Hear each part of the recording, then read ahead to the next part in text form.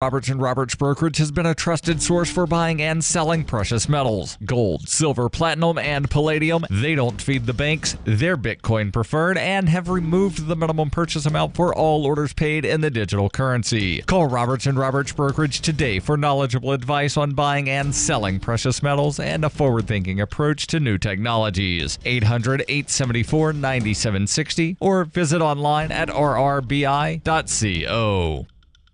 Reuters reports Missouri Governor Eric Greitens on Tuesday said he was resigning, avoiding potential impeachment after he became embroiled in scandals tied to an extramarital affair and his political fundraising. Greitens called a press conference after an unfavorable ruling earlier in his computer tampering trial related to allegations he illegally obtained a donor list to aid his 2016 election campaign from a veterans charity he founded in 2007, according to local media. Greitens was previously charged with felony invasion of privacy in connection with an admitted extramarital affair in 2015 with a hairdresser before he was elected. He said he is innocent and called the relationship consensual. Prosecutors dropped the felony charge before the trial began, but have said they would refile the case. Greitens was accused of taking a photo of his lover in a state of undress without her consent and making it accessible by computer to use as retaliation should she divulge their relationship. He has denied threatening to blackmail her, and his attorneys noted the alleged photograph has never been produced. Greitens had previously called the charges against him part of a political witch hunt, and on Tuesday he complained of legal harassment with no end in sight.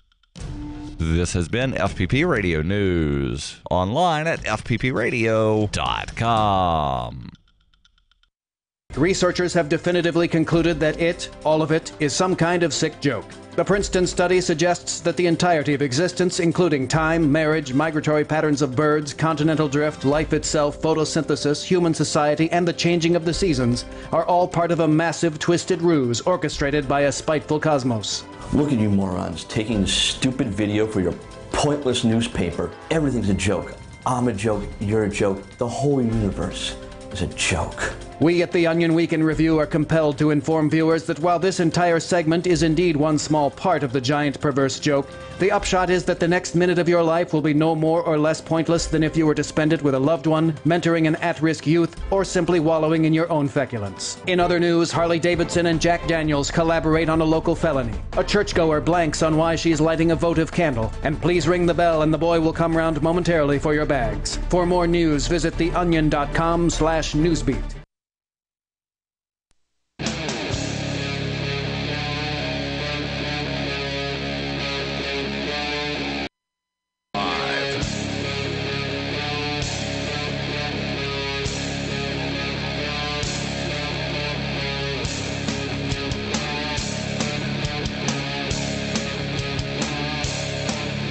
This is Free Talk Live. You can bring up whatever you want. Just take control of the airwaves here, toll free at 855-450. Free like freedom. That's 855-450-3733. And we've also got Skype at Skype username LRN.FM.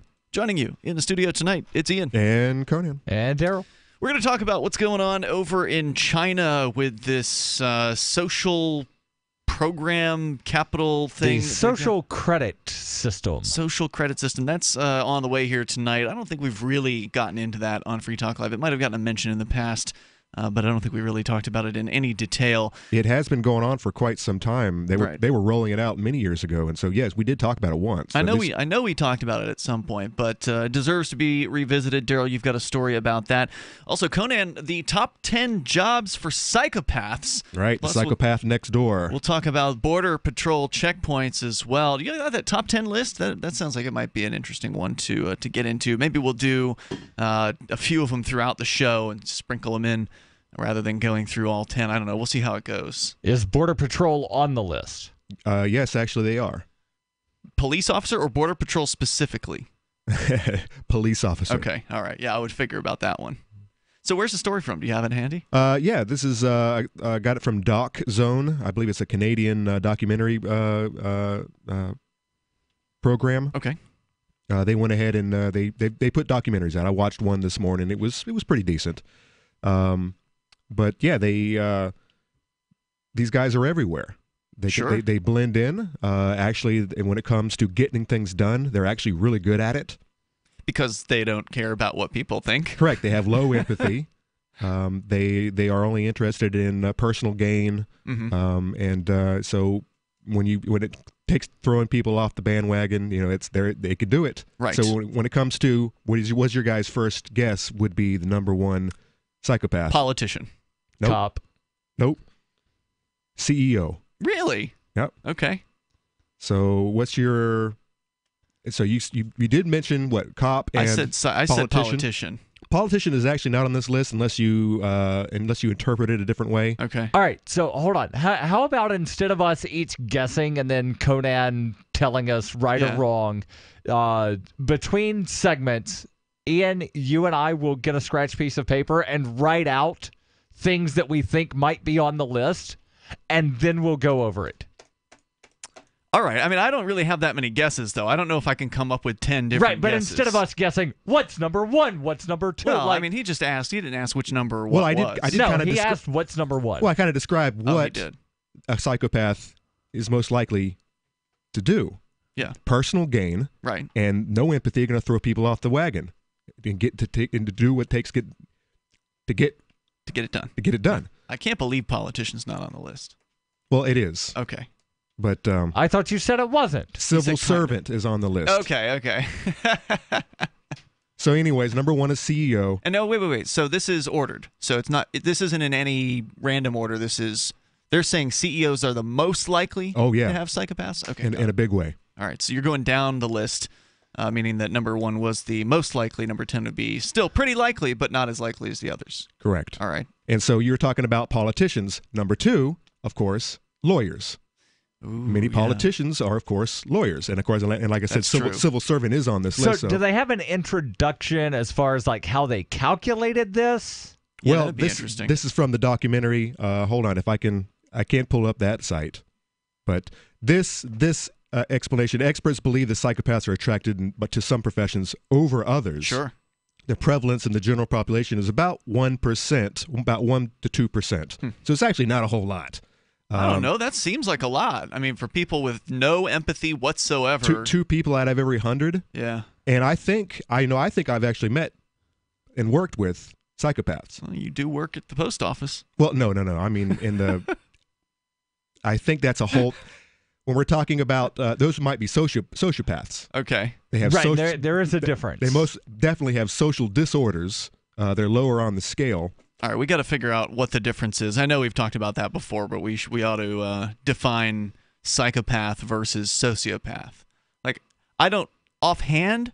I can't really tell you what the difference is. I know a sociopath is somebody who also doesn't have a whole lot of empathy. Somebody who's also, in it for themselves. Psychopath just always seemed like a much more intense version of that, but again, I'm probably not correct with my definition. Psychopaths are more likely to get caught. Whereas not every psychopath is a murderer, right? They're just people who are just disconnected from their fellow man. In Canada, at least 25% of their violent criminal population are in fact psychopaths. But yes, most psychopaths are not going out there and beating people up. They're not the who's the Alan Bates on the who's the American Psychopath? Oh, I don't know, but Anthony American Hopkins Psycho. from Red Dragon or the Silence of the Lambs. Silence of the Lambs. Psychopath defined on dictionary.com as a person with a psychopathic personality which manifests as amoral and antisocial behavior, lack of ability to love or establish meaningful personal relationships, extreme egocentricity, and failure to learn from experience, etc. So from healthyplace.com, they say psychopaths are far more likely to get in trouble with the law, while a sociopath is more likely to blend into society. Because right here, sociopath, they use the word psychopath to define it. Sociopath from dictionary.com, a person with a psychopathic personality whose behavior is antisocial, often criminal, and who lacks a sense of moral responsibility or social conscience. I mean, that's not much of a difference there. So they then give a difference of diagnosis. Mm-hmm.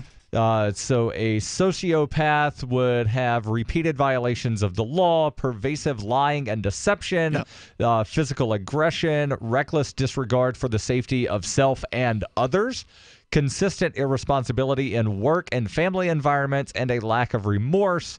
Whereas a psychopath has traits that include a lack of guilt and remorse, a lack of empathy, a lack of deep emotional attachments, narcissism, superficial charm, dishonesty, manipulative, and reckless risk-taking. So there's a lot of overlap, but there is some difference. They're harder to identify. They're better at blending. The psychopath, basically. Yes. Yeah, okay. And, of course, this same site has 93% of criminals being psychopaths. So that's a big difference from the 25 that I saw in this documentary. All right.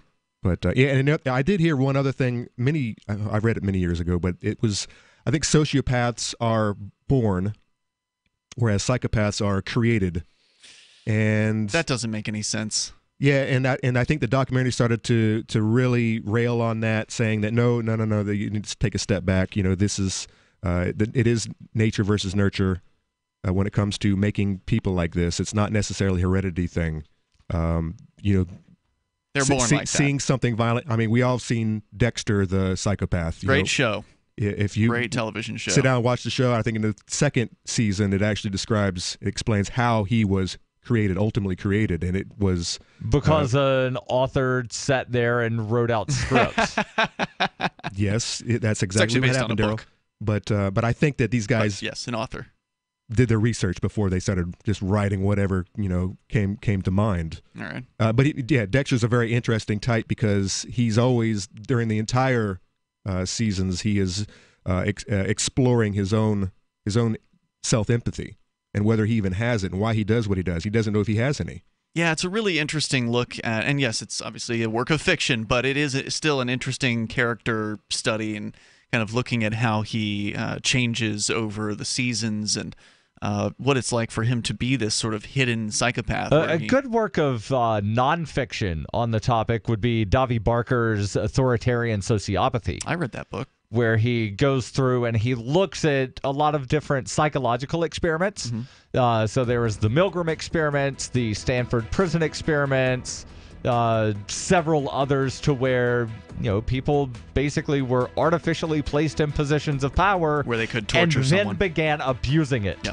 There's more coming up here at 8:55, 450 Free Like Freedom. We get more of the top 10 jobs for psychopaths. 855-450-3733, which also probably means there's a lot of sociopaths in those positions as well, because there's not that big of a difference between them. It's Free Talk Live. What's more profitable, running your business or doing bookkeeping? Doing your business, of course, but you want to keep your books so that you can maximize your tax savings, right? What if I told you that there's a person that's a bookkeeper, accountant, and law school graduate that's also a hardcore libertarian? My name is Melanie Johnson, and I hate the state. I will aggressively help you to minimize your tax exposure and maximize profits, all while staying within the law. Melanie's your best choice for your taxes and bookkeeping needs. Go to tax.freetalklive.com and check out our website, tax.freetalklive.com. The Bitcoin.com wallet is a simple and powerful, full-featured wallet that allows you to send and receive Bitcoin Cash and Bitcoin Core with anyone, anywhere in the world. It supports both single and multi-signature wallets and is available in multiple languages. The Bitcoin.com wallet is available on Windows, Linux, Mac, Android, and iOS devices. Learn more at wallet.bitcoin.com.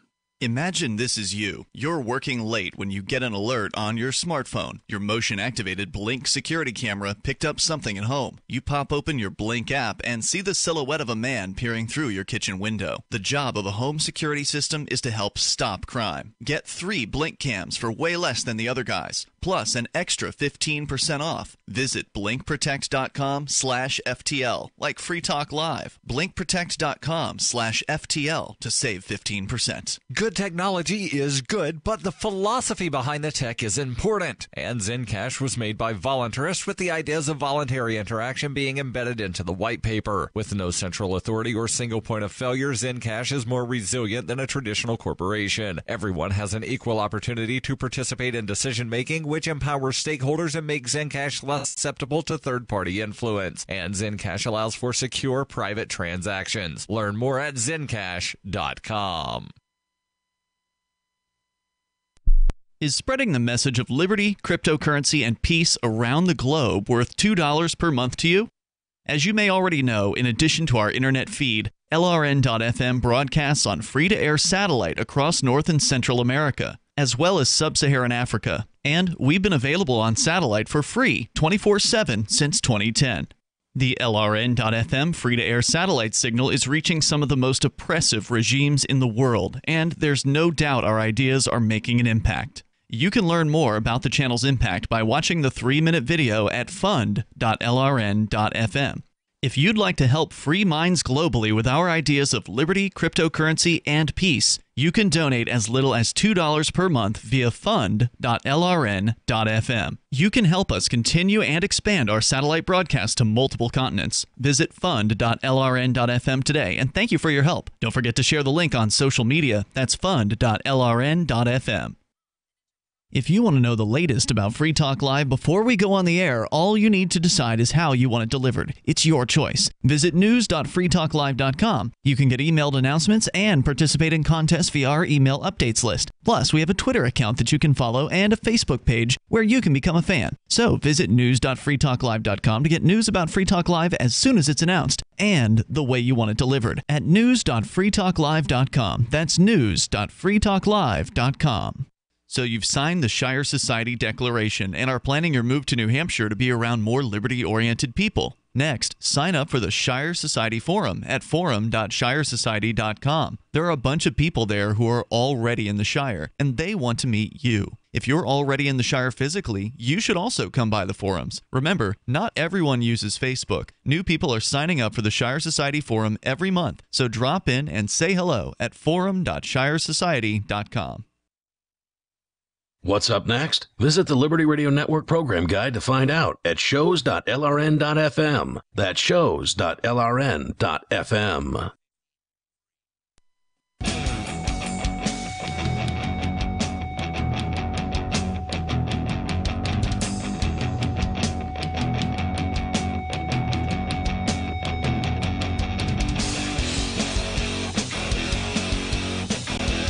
It is Free Talk Live. Dial toll free and join us right here. The number for you is 855-450-FREE. We're talking about psychopaths, sociopaths, people who have no empathy for others and are willing to do whatever they need to do to get the job done, which is why apparently they are the number one choice for CEO. 10% at least. And they're saying at least 10% of CEOs are psychopaths?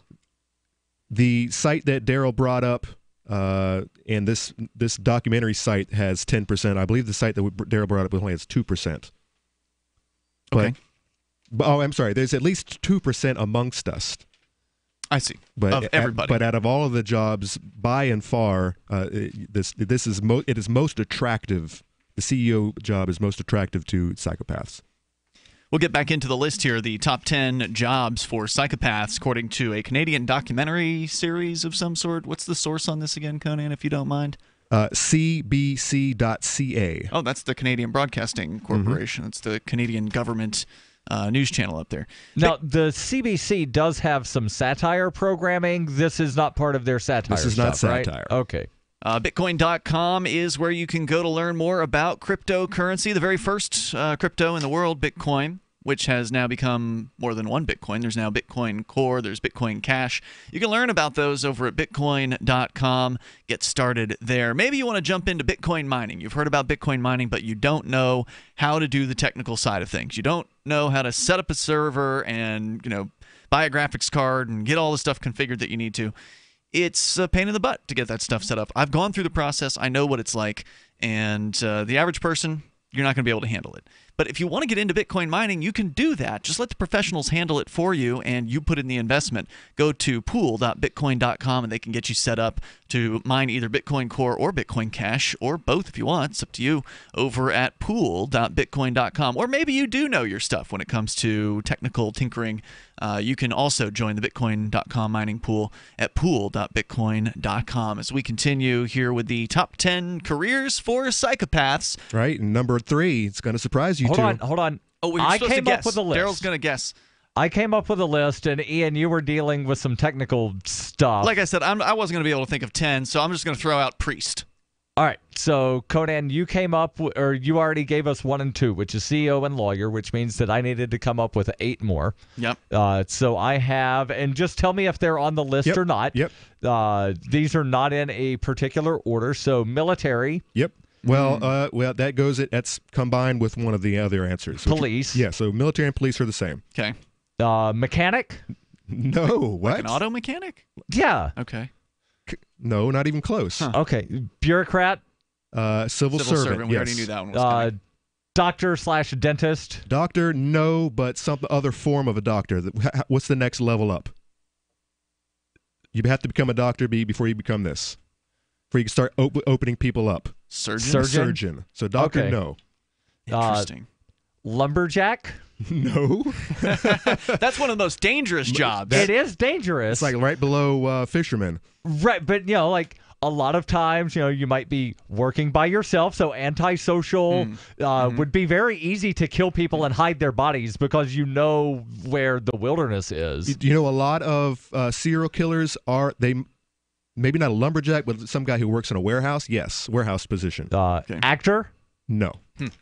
And professional cook or chef? Actually, yes, chef. Wow. Good job, dude. I mean, you did pretty well, all things considered. There's a lot of careers out there. I said priest. Oh, yeah. It's on there. So, number 3, you guys didn't get, though. Okay. It should blow your minds. Taxi driver? I thought about putting taxi driver. Media personality. Hold on. That kind of fits with actor. Yeah, kind of. But no, especially the TV hosts. Okay. So, number 4. We're safe, guys. Number 4 is salesperson. The Twitch channel doesn't count. I thought about putting sales on there as well. Yep. Mark Edge. Yep, exactly. Here's another one. So you got number 5, surgeon. Number 6, journalist. So not only media personalities, but the journalists as well. Police officer, number 7. 8 is clergy. So the person writing the story could be a psychopath. I actually was thinking that when I was watching the doc. Anyways, the person reading the article could also be a psychopath. And by the way, this list was compiled by Oxford psychologist Kevin Dunton, who also has one of those tests out there I'm going to take after whenever I get There's a psycho test? There's lots of them, but I think he has a good one. How many questions? I don't know yet. All right. Because I do remember, since we're talking about tests, I do remember one time when I was in the process of getting hired for a security job, having to take a 587 question psychological evaluation. For what was it again? Security. How about school principal? He's a That'd CEO. Be bureaucrat. He's a CEO. Yeah, He's a CEO bureaucrat. And a bureaucrat, yeah. Number 9 was chef. Number 10, civil servant. Civil servant. Okay. So, and if you think about, for example, our own mayor right here in town, not only is he a lawyer and a bit of a salesperson, but he's also a civil servant. So, I mean, he's got the whole, and I've caught him in so many lies over the years. Oh, man. I'm calling it. I'm calling it right now. By the way, if we do have time, I do have the least likely jobs a psychopath will fill. Darryl, you might want to think about those as well. Yeah, I thought about it, and I had a hard enough time coming up with 10 professions for the first thing. I'm gonna say on that list, like daycare provider / teacher. Oh yeah, most definitely.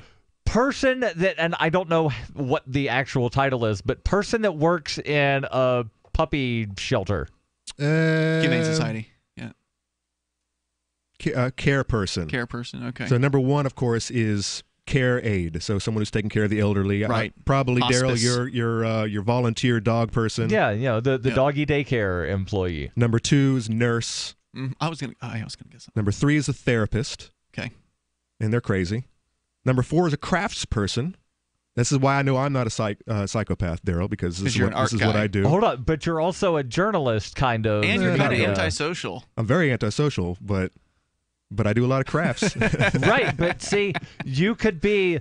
It's kind of like the glucosamine and chondroitin that's supposed to help strengthen your joints, but less than 1% of people that take it wind up having increased joint pain. Do you have increased joint pain? Is that why you know all about this? Yeah, I'm one of the 1% that gets the side effect from glucosamine. You're the 1%. So you could be that 1% of crafts guys that is a psychopath. I'm also on the list a second time, so number 5. Mailman? Number 5, beautician stylist. You're not a beautician. Nope, not. No. Number 6, charity worker, and I'm definitely not that. Number 7 is teacher. charity worker as opposed to the CEO of a charity, because that would be a psychopath, right? No, he said that the CEOs are 5 times more likely to be a psychopath than the general population. Yeah. Or, no, actually, 10% of CEOs are likely to be psychopaths. And 2% of the general population is likely to be a psychopath, so 5 times more likely. Got it. That's called math. Yes, good job. Number 7, teacher. I used my algebra today. All right, let's get through the rest. Number 8, creative artist. There I am again. Number 9, doctor, as opposed to a surgeon. Number 10, and I don't even know why, accountants. I don't get it. The toll-free number tonight, 855-450-FREE like freedom. If you want to join us to discuss psychopathy, sociopathy, whatever it is that's on your mind, you may take control of the airwaves here on Free Talk Live. Of course, we always have stories about crazy politicians, and there's always more to come here on Free Talk Live. You can join us. It's Free Talk Live. Fellow Patriots, my name is Todd Savage, founder of BlackRifleRealEstate.com. Like you, I was a prisoner of the alt-left sanctuary state until one day I chose to lead my family to freedom. Today we live on a sustainable 20-acre homestead where we shoot, hunt, garden, and homeschool our children without the tyranny of the nanny state looking over us. If you're ready to flee the city to the freedom of Idaho or Montana, our Black Rifle Real Estate team is here to help. Go to BlackRifleRealEstate.com. That's BlackRifleRealEstate.com. Bacon lovers, we ship free. Try our amazing bacon. No refrigeration required. Proprietary value-added packaging provides 10 years shelf life and protects the leanest, thickest, center-cut, fully cooked bacon in America today. Ready to eat right from the pouch or warm and serve. Savory and delicious. Wholesale price for your everyday use. Order today at ReadyToEatBacon.com. ReadyToEatBacon.com.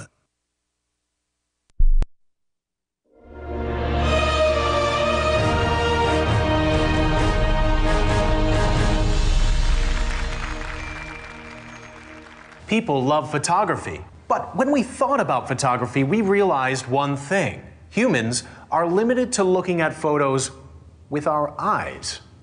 That's a problem, right? So we made an app, PicSong, the first program that turns your photos into music if you want to do that for some reason. It puts the power in your hands. You get to decide why you need this. I can't tell you why you need this. It's not my job. Who is this app for? Maybe it's for students, or artists, or blind people. But can it turn your music into photos? No, it can't. Do you get to keep the original photo? No, it gets deleted. Always back up your photos before using PicSong. This is the Onion News Network.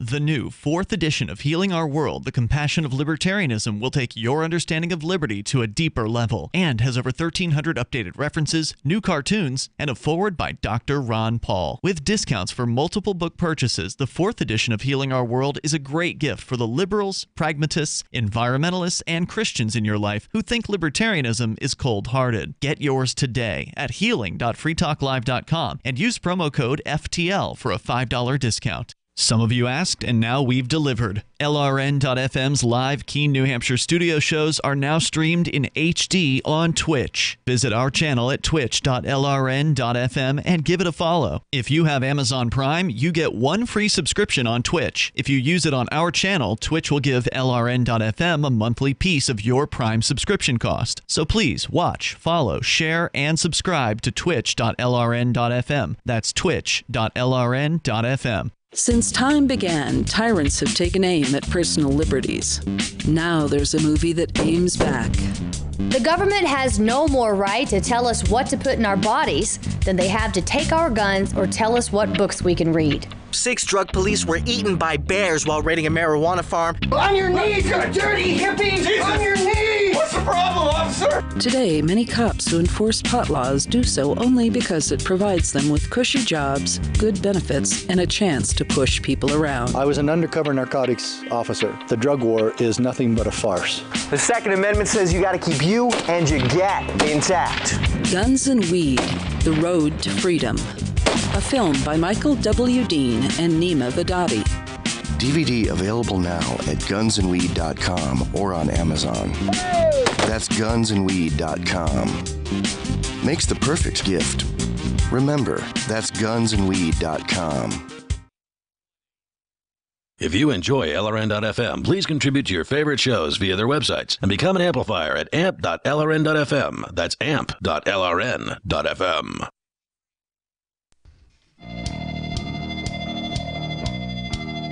This is Free Talk Live. We invite you to join us here on the radio where you can take control of the airwaves toll-free at 855-450-FREE like freedom. That's 855-450-3733. Joining you in the studio tonight, it's Ian. And Conan's not a psychopath. And Darryl, and I don't know why Conan said so many words. Because I just took like 25 questions already. It's going to be a long one, it looks like. So you're a psychopath. I am not a psychopath, I don't think. Only a psychopath would answer that many questions Only the to figure out if they're a psychopath. Do Only the psychopaths 1%. know? I mean, how many of the psychopaths out there who are psychopaths, who would be diagnosed as a psychopath, are aware that they are one? I think some might take the test like I am. The thing is that they don't care. So because they believe that they were in the right. On that 587 question psychological evaluation that I had to take for a security job, I wound up being one of like 4 people that wound up getting a letter that said you have to go see the shrink. And when I went to see the shrink, she said, "Why are you here?" I said, "Because I'm crazy." And she said, "Actually, crazy people don't admit it." And then we chatted for like an hour, and she was like, "Yeah, you're fine." Interesting. So you answered something wrong. Got you put before the shrink. Right. And the funny thing is, the instructor of the class, before we ever took the quiz, he asked how many people have served in the military, how many people are former law enforcement, how many people have ever worked in corrections. And there were 4 of us that fit one of those categories. And he said, "I can tell you right now, you're probably going to be people that wind up having to go see the shrink." I see. You know, I did take an employment test with one of these job location companies, and I went and I took it. It was one of those things you take it at home on your own time, and I very much noticed that there were 2 ways to answer the questions, and depending on what role you were going to be placed in, I'm like, if you're a peon, a little bee, a little worker. There was one way to answer the question. Yes, I will follow orders. I do what I told. I don't. If I see something bad, I raise my hand and go tell the instructor. Yeah. But there was another way, which is if you were the boss. There was I think outside of the box. Yes, when I see something wrong, I question things, and I told the guy. I went there the next day. I was like, look, there was definitely 2 ways to answer this. He's like, there kind of was. He's like, but what were you? Let's see if you answered correctly. And yes, I did. I specifically put myself in the position of little bee worker. You did the peon answers. Yes, because that's what I was going into. I see. I wasn't going to be the boss of anything, the manager. It's like, there's most definitely 2 ways to answer those. And the only question that I remember from this 587 question thing was a question of, have you ever engaged in deviant sexual behavior? And I asked, define deviant. Can you define this? Anything outside of the missionary position. And, well, hold on. The instructor didn't actually say that, but he said, "I can't help you, but I'm not asking for help. I need a definition here." And he said, "If you think it is, then you probably have." I was like, but some people say anything other than missionary. If you think it is, you probably have. And you still passed it. You still passed the test. No, I was one of the 4 people that got you have to go see the shrink. So it wasn't but you a pass-fail. There is no pass-fail. Okay. It's you either pass and you're good, or you go see the shrink, and then I figured the there was like a middle clears group. you. I figured there was fail, definitely. Middle group, we need to talk to them, and then pass. But you got the job, so you passed. Right, because I got the clearance from the shrink. I see. Where the shrink was like, you're not crazy. Harvey Weinstein in the news here. We haven't talked about this story yet this week, and apparently he has now been charged. Last year the news came out, big headlines about this movie producer from the Weinstein Company. His name's on a bunch of stuff, Dimension Films, back in the late 1990s. Oh yeah, now that I've actually heard his name out loud in the past year, now I always recognize him when I'm watching like an older movie. When you see his name, and I see his name, or one of the Weinsteins, because I believe he has a. Usually he's tied in with his brother. Or whatever. They produce things together. He's got a brother? I think it's his brother. I think. Okay, I didn't know there was another Weinstein. I could be wrong about that, but I believe. No, I believe he has a brother, and I think his brother actually helped bury some of the stories over the years. I bet they did. Story here from Deadline.com. Hours after Harvey Weinstein announced he would not testify before a grand jury, the same panel has now indicted the disgraced producer on 2 sets of rape charges and a sex crime charge. Quote, a grand jury has voted to indict him on charges of rape in the 1st and 3rd degrees and criminal sexual act in the 1st degree, according to Manhattan District Attorney Cyrus Vance Jr. This afternoon, they linked to the 2-page indictment, which is actually relatively short for indictments, but a warning, there are graphic descriptions of sex acts within it. If found guilty, Oscar-winning Weinstein could find himself behind bars for up to 25 years. On May 25th, the producer was made to do the perp walk by the NYPD after surrendering himself to be, this is bad writing, has been charged in a criminal complaint with 2 counts of rape, 1 involving force, as well as criminal sexual acts. What's the source on this? Deadline Hollywood. Yeah, they probably don't have editors. No, probably not. But they do link to the actual... Right, I'm just, explaining why they had like 5 different verbs in there. To be, has been, did. For alleged assaults against 2 women that occurred in 2013 and 2004. If that sounds familiar, it's because it's exactly the same charges that the indictment has slapped down. While the DA has been pecked at for moving too slow on the material the NYPD handed over on the much-accused Weinstein, the grand jury has been quietly sitting for several weeks and issuing subpoenas. Quote, this indictment brings the defendant another step closer to accountability for the crimes of violence for which he is now charged. According to the DA, he said, further, our office will try this case not in the press, but in the courtroom where it belongs. The defendant's recent assault on the integrity of the survivors in the legal process is predictable. We are confident that when the jury hears the evidence, it will reject these attacks out of hand, unquote. While Weinstein's reps and attorneys did not respond for a request for comment on today's indictment, they can't be deaf to the unflattering shout-out that Vance just gave them. The remark about not trying the matter in the media is clearly directed at Weinstein lawyer Benjamin Brafman, who has been in front of the press repeatedly in the past few days with trial balloons, denied vital case information, and concerns if his client could get a fair trial if in a media-inflated environment.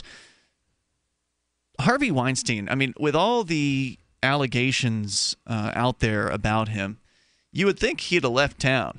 He can't. He's got a thing on his foot. Well, I mean, before that happened, like they didn't put a thing on his foot a year ago, or whenever this, these allegations first. Well, maybe he thought he could beat it. Maybe so. There are the people that always get the advice of, if you leave, that makes you look guilty. That's true.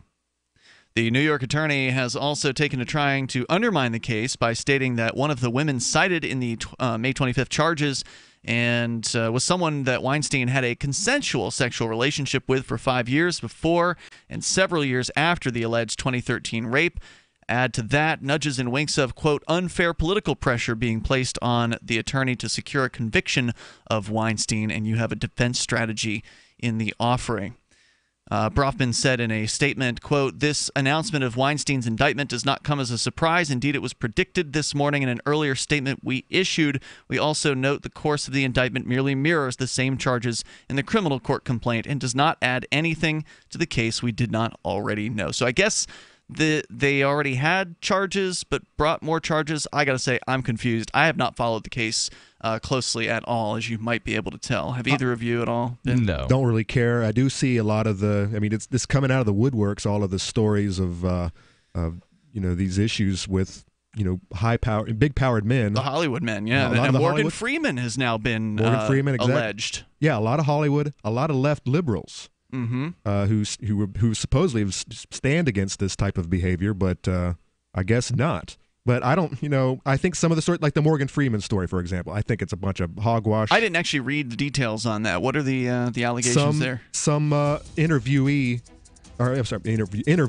many years ago caught him suggesting some, and remarking on her outfit and how pretty she was, and she took it the wrong way. Wow. Can't even compliment a lady. Nope. Not an old 80-year-old dude. If it's a hot young guy, then yes, it's you can. okay? Oh, yeah. More coming up here. 855-450 free like freedom. 855-450-3733. You take control. Free Talk Live. The Bitcoin.com wallet is a simple and powerful, full-featured wallet that allows you to send and receive Bitcoin Cash and Bitcoin Core with anyone, anywhere in the world. It supports both single and multi-signature wallets and is available in multiple languages. Use the Bitcoin.com wallet to buy, send, store, and receive both Bitcoin Cash and Bitcoin Core. Learn more at wallet.bitcoin.com. What's more profitable, running your business or doing bookkeeping? Doing your business, of course, but you want to keep your books so that you can maximize your tax savings, right? What if I told you that there's a person that's a bookkeeper, accountant, and law school graduate that's also a hardcore libertarian? My name is Melanie Johnson, and I hate the state. I will aggressively help you to minimize your tax exposure and maximize profits, all while staying within the law. Melanie's your best choice for your taxes and bookkeeping needs. Go to tax.freetalklive.com and check out our website, tax.freetalklive.com. Normal blood pressure, naturally. How would that make you feel? I'm Don from New Mexico. January of 2000, I had a heart attack. Then my real health began going downhill. I had high blood pressure, diabetes, poor vision. I wasn't sleeping well. I was a mess. Don reports dramatic improvements with Heart and Body Extract. I started taking Heart and Body Extract. From within a few days, I started sleeping better. My blood pressure normalized. My diabetes normalized. My sleep improved. Experience these benefits and more when your body heals itself with the assistance of Heart and Body Extract. Order at hbextract.com or call 866-295-5305. That's hbextract.com or call 866-295-5305. And folks, I did not expect this at all. By the 7th, 8th, and 9th day, I saw dramatic improvements from taking Heart and Body Extract. Heart and Body Extract comes with a 100% ironclad money-back guarantee. Details at hbextract.com or call 866-295-5305 for Heart and Body Extract. Hey guys, Mark Claire here, lionsofliberty.com, where we strive to advance the ideas of liberty daily. We bring you the Morning Roar. That's right, every Monday to Friday we'll have a brand new edition of the Morning Roar, where we provide a roundup of some news stories that you may not find in the mainstream media or even in your typical social media newsfeed. We find stories that relate to the ideas of liberty and provide you with our liberty perspective on them. Every Monday, we have our longest-running feature, Mondays with Murray, named after the great libertarian Murray Rothbard, where we'll examine an article or an excerpt from his works and help convey his view, along with our little spin as well. We wrap it all up every Friday with Felony Friday, where our own John Odermatt goes out and takes a look at some sort of felony. There's felonies committed every day, you know, whether it's a felony committed by the police, a politician, or even an average citizen. You can find all of this and so much more over at lionsofliberty.com. Advancing the ideas of liberty daily. Here's a chance to do a little activism while you're cruising Facebook, Twitter, or Google+.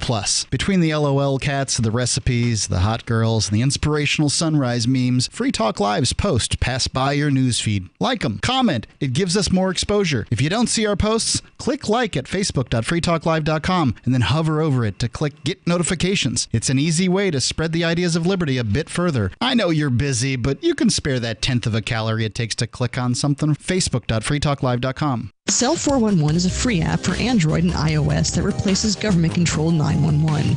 Cell 411 allows you to preset a group of friends or private organizations to show up at any emergency. Cell 411 is a nightmare for the state because it proves their so-called services aren't needed. Cell 411 has had thousands of installs, and of course it's covered by the BIPCOT no government license. Cell 411 because your friends won't shoot you when you're in trouble. Without the government, who would build the emergency services? You and Cell 411. Get it today at getcell411.com.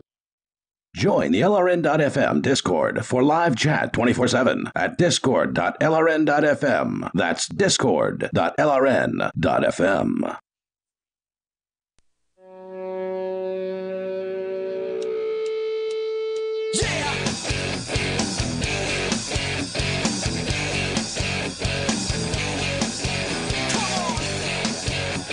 It's Free Talk Live. You can dial on in here. The toll-free number is 855-450-FREE.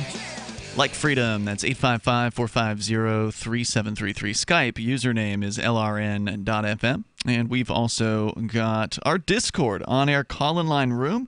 You just head over to discord.lrn.fm. You can do that from any device. They've got different apps for different operating systems and such.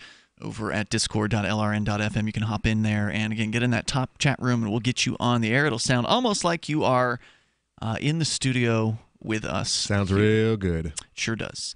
So we were talking about Harvey Weinstein, and I have to apologize for this god-awful Deadline Hollywood article, which I was actually trying to avoid the further mistakes in the bad writing in this article as I was reading through it, and it was a challenge to do that here. But they linked to the indictment against him in the Supreme Court, state of New York, people of the state of New York against Harvey Weinstein. This has got to be the shortest indictment I've ever seen. It's not even 2 pages. It's like a page and a quarter. Alleging here that criminal sexual act in the first degree, saying the defendant during the period from 2004, June 1st, 2004 to September 1st, 2004, engaged in oral sexual conduct by forcible compulsion with a person known to the grand jury, to wit, contact between defendant's penis and the mouth of a person known to the grand jury. And then the second count, they make a similar allegation about forcible sexual intercourse from Mr. Weinstein. Now, apparently, according to the god-awful story at Deadline Hollywood, there have been perhaps as many as a dozen lawsuits already filed against Weinstein from some of the dozens of women who've gone public with the allegations of sexual assault. Now, when we were reading some of these allegations before, the ones that we at least had seen previously, and I've not done an exhaustive, looking into this, so I'm not saying I would not deny what these allegations are, but the ones that we'd looked at previously were like, he was in his hotel room and he had invited some young, budding actress to show up there, and then he would come out completely naked and invite her to do something or whatever, and he would put them in awkward situations, but none of them were, he held me down and raped me. Yeah, it's a new kind of rape. Rape has been redefined. He was most definitely using his power, his influence. For sure. To, hey, you want the job, well, you're just going to have to, hang out with me here naked. Right. And, it was awkward sounding. It was strange. It was uncomfortable, but I wouldn't have defined, again, like I said, I have not read all of the allegations. So, if you can point us to some of the more salacious ones, you're welcome to do so. But it just seemed like he was putting these women in very, very uncomfortable positions, not necessarily that he was forcibly, So I've got a power question here. Are the women alleging that they were raped or just that they were sexually assaulted? And there is a legal distinction between the two things. Well, there are a couple of rape charges in this indictment, apparently. Okay. Rape in the first and third degrees are involved in this recent indictment. Yeah, if it's hold me down rape, then that's the worst of the worst. And maybe they did find a case like that. Right. Maybe the early allegations that we had read several months ago did not include these. So, again, they don't go into much more detail. It's just he did something with his penis that was, a violation of this woman. Right. They don't talk about the circumstances or any other details in this particular and case. The indictment, and a lot of people get an indictment confused with a criminal conviction. The indictment is just a group of people determining whether or not there's enough evidence to bring the charge. Yeah. It's not a group of people determining whether or not there's enough evidence to convict the person. That's the jury that decides that. Right. Correct. So that's the latest there in the Harvey Weinstein case. And the reason I brought that up, it wasn't necessarily going to be my prep tonight, but because you talked about Psychopaths, a movie producer here with a lot of power. And of course, it's not uncommon, right? We've already heard these stories of the casting couch in the past. It's sort of a well-known thing in Hollywood where young people are frequently put into situations where they're expected to provide sexual services for older men in Hollywood in order to get into these roles. I'm not saying it's right. I'm just saying that's the way it seems like it's always been. And I don't think this is anything new. It's just the culture is treating it differently. Well, but why is it that he got thrown under the bus? Not only is it not new. Exactly. When you were talking about fleeing the country, and I immediately thought of Roman Polanski, who hasn't been in the country for almost 60 years now. Yeah, isn't he dead? He's a hero amongst the left. But he's also an artist. He's a director Whereas this guy is he's more the CEO type. He's more the business He's a producer. guy. And he's also not very pretty to look at. Was Polanski? I don't know what he looks like. Neither is Polanski, looking at the pictures. Well, 60 years ago is when it happened. Well, not maybe 78. Yeah. So yeah, like that's 40 years. 40 years, 40 not years, okay. 60. Still, it's a long time. Long time. But, I'm not saying it's okay, but that's just the way things seem to be. I don't think that it should be a surprise that this is nothing new. If you go to Harvey Weinstein's hotel room, you should probably know it's not really to look over the latest script that he has. I don't know if you should necessarily automatically expect that. I was at a conference over the weekend, and I went to somebody's hotel room. You did not. It's not just somebody. No. If I'd have seen a penis, I'd have freaked out. But wait a minute. We're not talking about just somebody. We're talking about one of the most powerful movie producers in Hollywood. You watch Family Guy, right? Yeah. McFarlane had this in one of his episodes many years ago. Did he really? Yeah. Naked Stewie running through a mall yelling about Harvey Weinstein's right behind him. Yeah, I've heard of these references in pop culture. So yeah, the people who know Weinstein, they know who work with him, they know what he's all about. They know what it means to go up to his hotel room. So they're just right now for the first time, everyone's stepping up and they're and in a lot of cases taking to the extremes. So I agree, like with the Morgan Freeman thing. But yes, it is a different culture we live in. I just want to try figuring out if either one of you are basically in a bunch more words saying they should have known it was going to happen, so it's kind of their fault. No, I'm not saying if there was actual rape that happened, that's not their fault. That's force, that's violence. But if it's just Harvey Weinstein coming out of the bathroom, dropping his towel on the floor and saying something really awkward and like putting a woman in a very strange situation that maybe she wasn't expecting, that is not rape. So that is something you should expect from somebody like Harvey Weinstein. If it's 11 o'clock at night and you're showing up at Harvey Weinstein's hotel room, and he's in the shower, this was one of the stories. Yes. Okay, I'm not making this up. So, you should expect these things from these people. Yeah, That's what I'm not saying, Darryl, is she was wearing that scantily clad dress. So she was asking for it. It was her fault. She was asking for it. This is wholly different. Yeah. They knew what was up.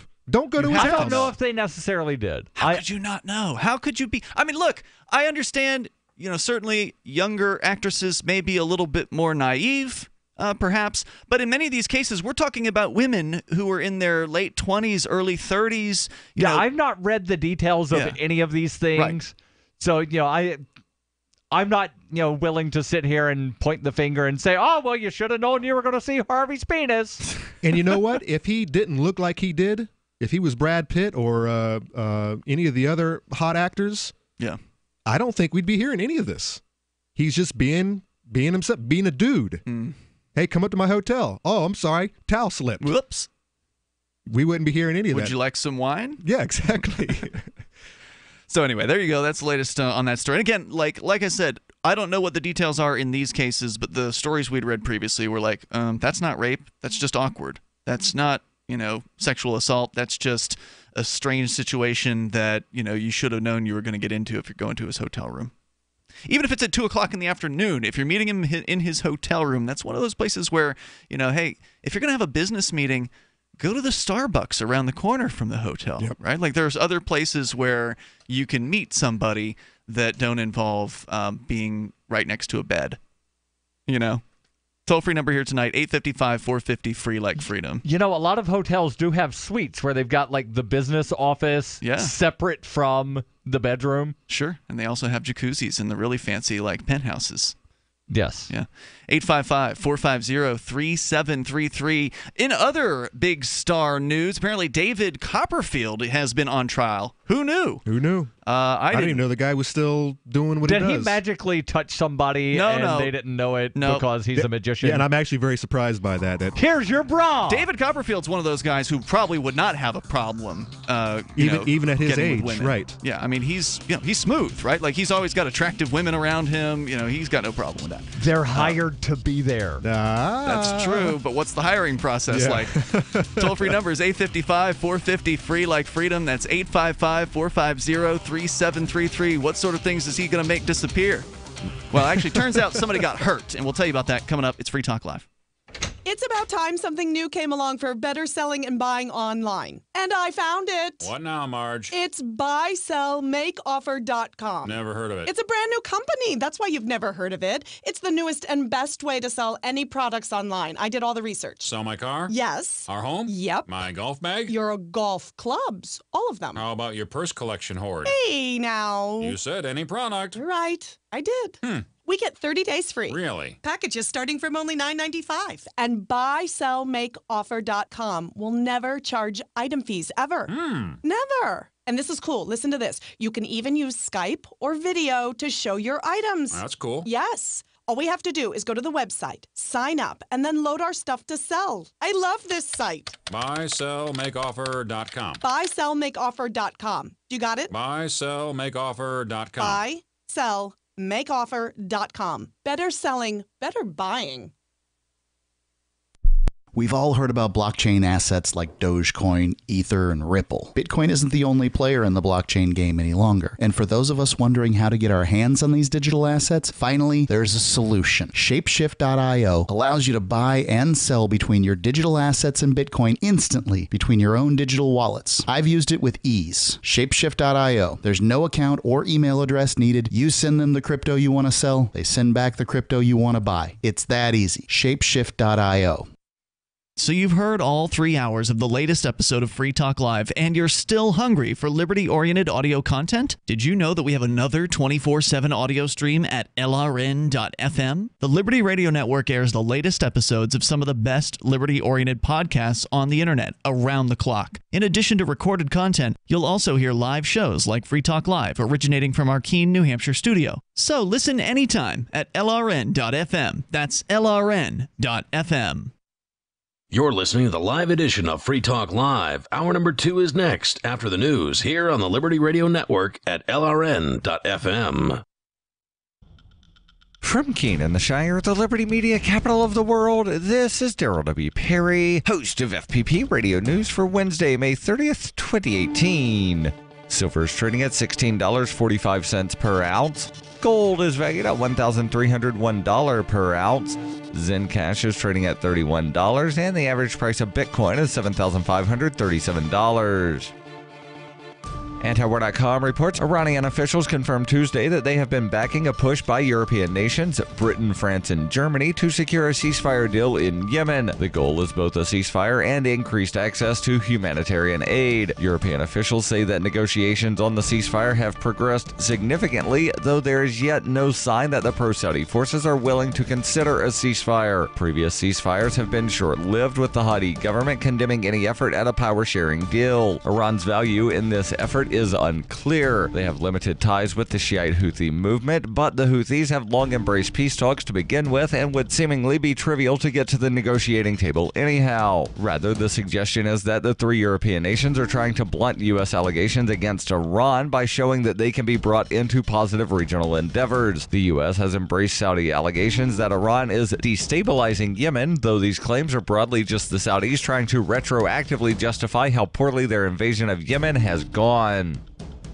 Are you an advocate for free market money? Do you promote Bitcoin as an alternative in a fiat-centric world? Then you need Spendabit in your arsenal, the search engine for things you can buy with Bitcoin. Spendabit aggregates millions of products from thousands of Bitcoin-enabled merchants. Keep your money in the free economy. Visit spendabit.co today.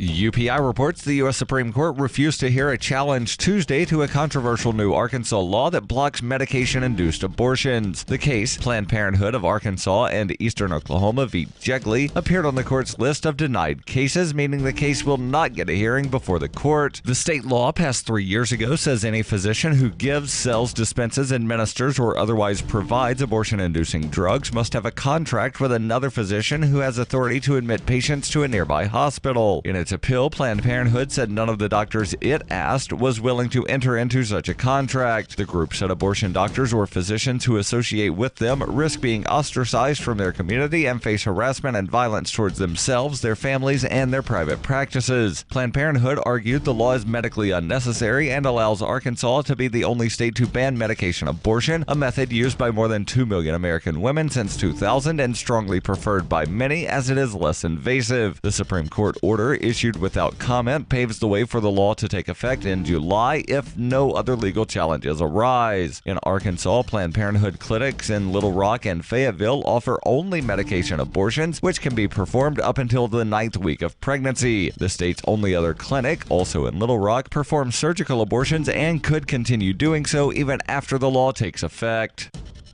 For over 40 years, Roberts & Roberts Brokerage has been a trusted source for buying and selling precious metals. Gold, silver, platinum, and palladium. They don't feed the banks. They're Bitcoin preferred and have removed the minimum purchase amount for all orders paid in the digital currency. Call Roberts & Roberts Brokerage today for knowledgeable advice on buying and selling precious metals and a forward-thinking approach to new technologies. 800-874-9760 or visit online at rrbi.co.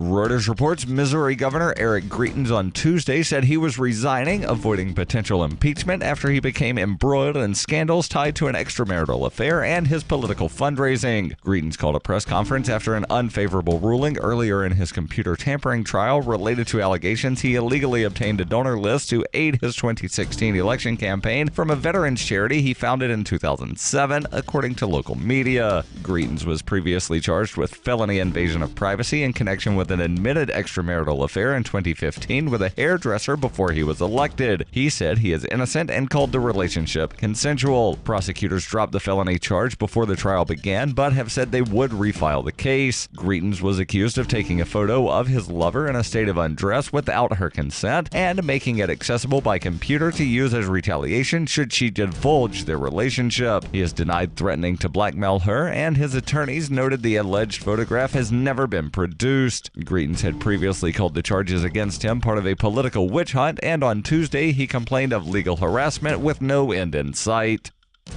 This has been FPP Radio News, online at fppradio.com.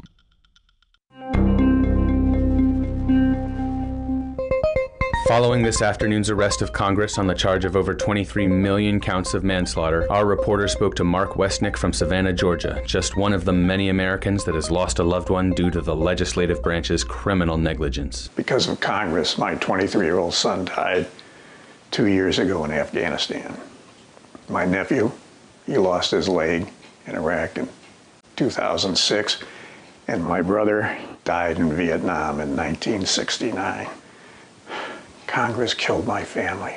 Defense attorneys for the now incarcerated 538-member group have dismissed the claims made by Westnick and other victims and released a statement saying their client has been, quote, a pillar of the national community for over 200 years and completely innocent of any and all wrongdoing. Keep checking theonion.com for more as this story develops. This is the Onion News Network.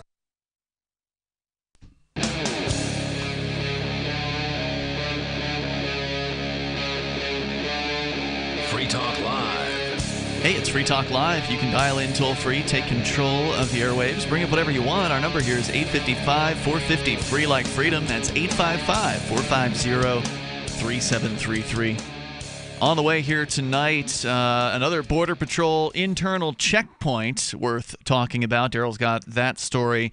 Plus, the social credit system in China. That's all coming up here. Plus, I just found a headline about another lemonade stand being shut down by the police. We'll tell you where and what happened this time here in a little bit. With you tonight, by the way, it's Ian. And Conan. And Darryl. But apparently, David Copperfield has been on trial. Oh. You know, the world-famous magician who's made all kinds of things disappear, like I think the Statue of Liberty and the space shuttle, I think at one point he made disappear. Allegedly. I don't know. Those aren't real anyways, Ian. They're easy to disappear. Just take the green screen away. According to the story at theguardian.com, the illusionist David Copperfield's been found. And by the way, he's younger than I thought he was. I figured he'd be getting pretty old. He's actually in his early 60s. He's 61. All right. Been found negligent but not financially responsible for a British tourist's injuries during a signature vanishing act that used participants from the audience of a show in Las Vegas in 2013.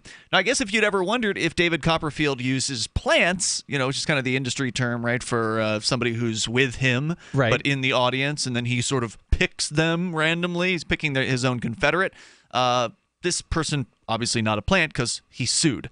Gavin Cox. Plants can sue, I guess. But Gavin Cox and his wife, Min Han Cox, alleged negligence by the multi-millionaire magician, the MGM Grand Hotel, 2 Copperfield business entities, and a construction firm that was renovating the hotel. In a complex verdict reached after several weeks of testimony, but only about 2 hours of deliberation, the state civil court jury in Las Vegas found negligence by Copperfield, the hotel, and Copperfield's company Backstage disappearing. But jurors found no liability for each of those named in the lawsuit, and instead found Cox 100% responsible for his own injuries. So what were the injuries again? We'll tell you. Okay. The verdict means the Coxes cannot seek monetary damages. Cox testified that he suffered brain and other injuries in a fall while stagehands urged him and others to run during an illusion that appeared to make as many as 13 audience volunteers disappear on stage and reappear moments later, waving flashlights in the back of the theater. His lawyer, Benedict Morelli, told jurors during closing arguments that the trick was inherently dangerous and that Copperfield should be held partially liable for Cox's injuries. 4 years ago, attorneys estimated that Cox had racked up more than $400,000 in medical costs. Copperfield's lawyers lost a bid to close the courtroom to the public to prevent disclosure of the secrets about the illusion. At least 55,000 audience volunteers had taken part in the trick over 17 years, according to Copperfield and the show's executive producer, Chris Kenner. So he's been using the same trick for 2 decades and has had over 55,000 people participate. That's a bunch of people. Jurors learned that in about 60 to 90 seconds, stagehands ushered the randomly chosen participants past dark curtains, down passageways, around corners, outdoors, indoors, and through a kitchen to re-enter the theater for the show's finale. Quote, "I was having a good time up until I was injured," Cox testified. He's a former chef from Kent, said he fell hard on his right side and could not recall getting up to finish the illusion in November of 2013. Afterward, Cox said that he had received medical treatment from paramedics and a hospital for shoulder and other injuries. Copperfield said no one had ever been hurt in nearly 20 years performing the illusion. He said he stopped performing it in 2015. So how did the guy trip and fall? It's not clear. He just fell. So, I mean, maybe he was, Yeah, like I'm guessing running down a hallway, there might have been something that got knocked over and he tripped over. I'm just trying to, figure out. He's 57 years old, This happened in 2013, so he would have been 52 at that time. Maybe he wasn't in the best of health to begin with. Perhaps running was something that he wasn't or shouldn't have been doing in whatever condition that he was in. But either way, he fell while he was running, and I'm sorry, but unless the hotel had just finished mopping that section of the floor, right? That's what I'm saying. Was there a trip hazard and a sign that said "caution, trip hazard," and he didn't caution? I mean, we don't get the details. We weren't. Right. This is a very brief story, just kind of letting us know that Copperfield was found negligent, but ultimately not found responsible in this particular case. So, I mean, if you're going to go for a run, don't do it around a magician and his show. You're the one who's responsible. I mean, Darryl, you do a lot of running. If you're running on the City of Keens streets, they're in bad shape. So right. You try not to step on the cracks, right? You try not to run within the areas that could sprain an ankle or something like that. Right. So, I mean, maybe the guy didn't realize what he was getting into, and maybe Copperfield shouldn't be choosing older people to go for a run through a hotel or something like that. You could make all those arguments. You make the guy sound like he's an old wizened senile. But no, I'm not saying that. I mean, 57 isn't that old. Or in his case, 52 when the injury occurred. It's not that old, but at the same time, some people aren't that sprightly. I think it probably has to do with his hospital bill and the fact that he's having a hard time paying it. Sure. Yeah, no doubt about it. If it was up to $400,000, like this report says, then he's got to sue somebody in order to. If that's coming out. What did he like break every bone in his body and was on life brain support? damage. He claims brain damage from the fall. Dislocated shoulder, chronic pain, and a lesion on his brain. Yeah. He said. Right. Are there medical records There must to back be. this up? Like, there's got to be if he's got $400,000 worth of medical bills, he's got to have some records. Yeah, well, there was weeks in court. I mean, this was apparently a very long-running trial that we just now heard about here for the first time on Free Talk Live. I don't know. I just thought it was interesting. David Copperfield in the news. You don't hear a whole lot about him these days. Do you think David Copperfield is a psychopath? Well, that was one of the things that we started out here with David Blaine, tonight. possibly. Why? Is he the one, the street magician? Street magician. He's and he's got the I forget what the name of that TV show is. But there's even the Onion thing about, and nobody's heard from David Blaine in a while. Maybe they should check to see if he died in one of those things. Yeah. So he's the guy. He wound up getting an NBC special several years ago where he said, "I'm going to set the world record for holding my breath longer than anybody else." Right. Even though he'd never done it before, and he wound up not holding his breath anywhere near the record time. Really? But they had this hour-long special for him. Made a big deal about it. Yeah. He's also got the record for like laying in an ice coffin for longer than anybody's ever laid in an ice coffin, and he's got some really cool things. Yeah. But at the same time, some of the stuff, it's like, yeah, like this guy is the devil. I know why you like David Blaine so much. Because you're into them wrestling characters, and he is kind of a wrestling guy. He's got the persona. Yeah, he's got that whole. Skinny. He could be a wrestler if he was just put on some meat. Okay, but a lot of meat. He's got the same. You know what? Jimmy Havoc does put off a David Blaine vibe. There you go. Yeah, I mean, he does sort of have this vibe of I'm the devil. Larger right? than life. It's like a larger than life character sort of thing.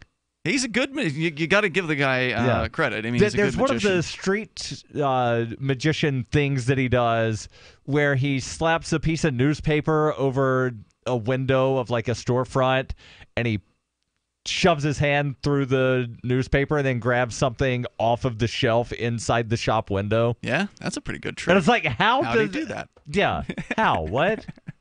Toll-free number tonight here, 855-450, free like freedom. That's 855-450-3733. You can take control of the airwaves here and bring up whatever you want. Let's change over to the Border Patrol. Darryl, you got a story out of our very own New Hampshire. Yeah, story comes from NHPR. That's New Hampshire Public Radio. They say U.S. Customs and Border Protection began operating an immigration checkpoint on Interstate 93 in Woodstock on Sunday. Again. The checkpoint ran until Tuesday. This is the same town in northern New Hampshire where they operated a checkpoint not quite a year ago, and were also they got in some hot water legally with the ACLU filing a suit against them and getting a victorious result, but only in district court. So I guess that's why they're still at it, because the courts. And it was a limited victory as well. Yeah, we'll get into it. The toll-free number here is 855-450, free like freedom. The district court ruled that it was unconstitutional, as I understood it. But we'll get more information here, and you can take control of the airwaves. Bring up whatever you want on Free Talk Live. From the sixth letter of Captain Mark. A pirate's life is characterized by voluntary interactions. Unfortunately, the Crown presses everyone into involuntary servitude.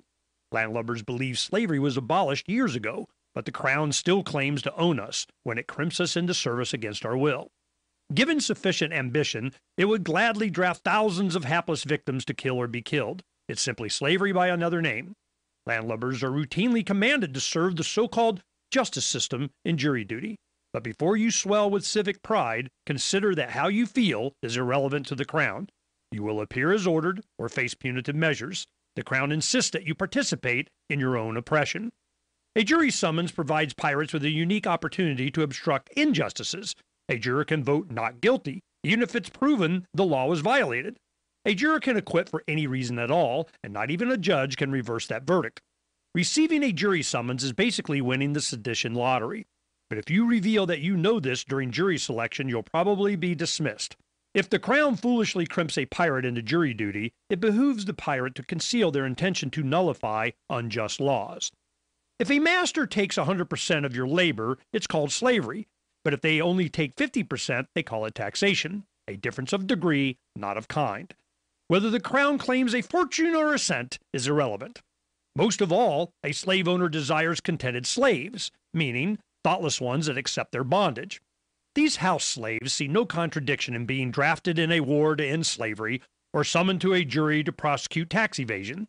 An ideal slave knows no higher call than the master's will. The Crown's highest ambition is that its slaves revere the authority that subjugates them. But the Crown does not own me. I will not surrender my time and treasure to the Crown's ambitions. Join the conversation at pirateswithoutborders.com. Why did you move to the Shire? I moved here to the Shire because there's other people around who take liberty just as seriously as I do. I moved to the Shire because I saw videos of people challenging authority and thought that I could get support myself. It called to me, like, do this right now. I wanted to be around people like me who got it, and once I got here, I knew there was nowhere else that I wanted to be. I've always wanted to change the world, so I moved to the Shire to join people who were actually working towards doing the same thing. The people here are awesome, loving, and positive. It was for the adventure and for the feeling of something important is happening here, and I just wanted to come to sort of be part of that. Visit ShireSociety.com to read and sign the Shire Society Declaration and learn the reasons why, if you love liberty, you should immigrate to the Shire. Plus, add yourself to the Shire map at ShireSociety.com. That's ShireSociety.com. LRN.FM is proud to announce our official listening apps for Android and iOS devices. Now you can easily tune into our streams anywhere, anytime on your smartphone or tablet. Just visit apps.lrn.fm or search for LRN.FM in the Android or Apple app stores. Please download, rate us 5 stars, then share the link on your social media and let your friends and family know how you're listening to LRN.FM. Download it now, free at apps.lrn.fm.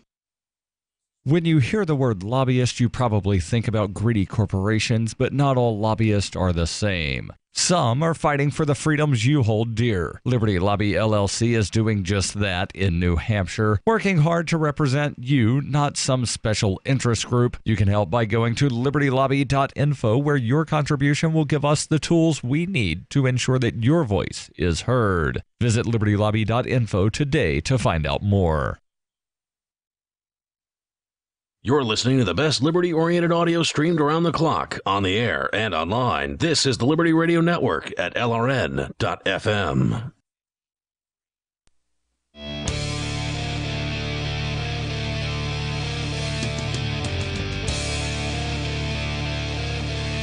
It's Free Talk Live. We invite you to join us here. The toll-free number is 855-450-FREE like freedom. That's 855-450-3733. Joining you tonight, it's Ian. And Conan. And Darryl. For a long time, we've had people asking about where do I find libertarian-friendly businesses?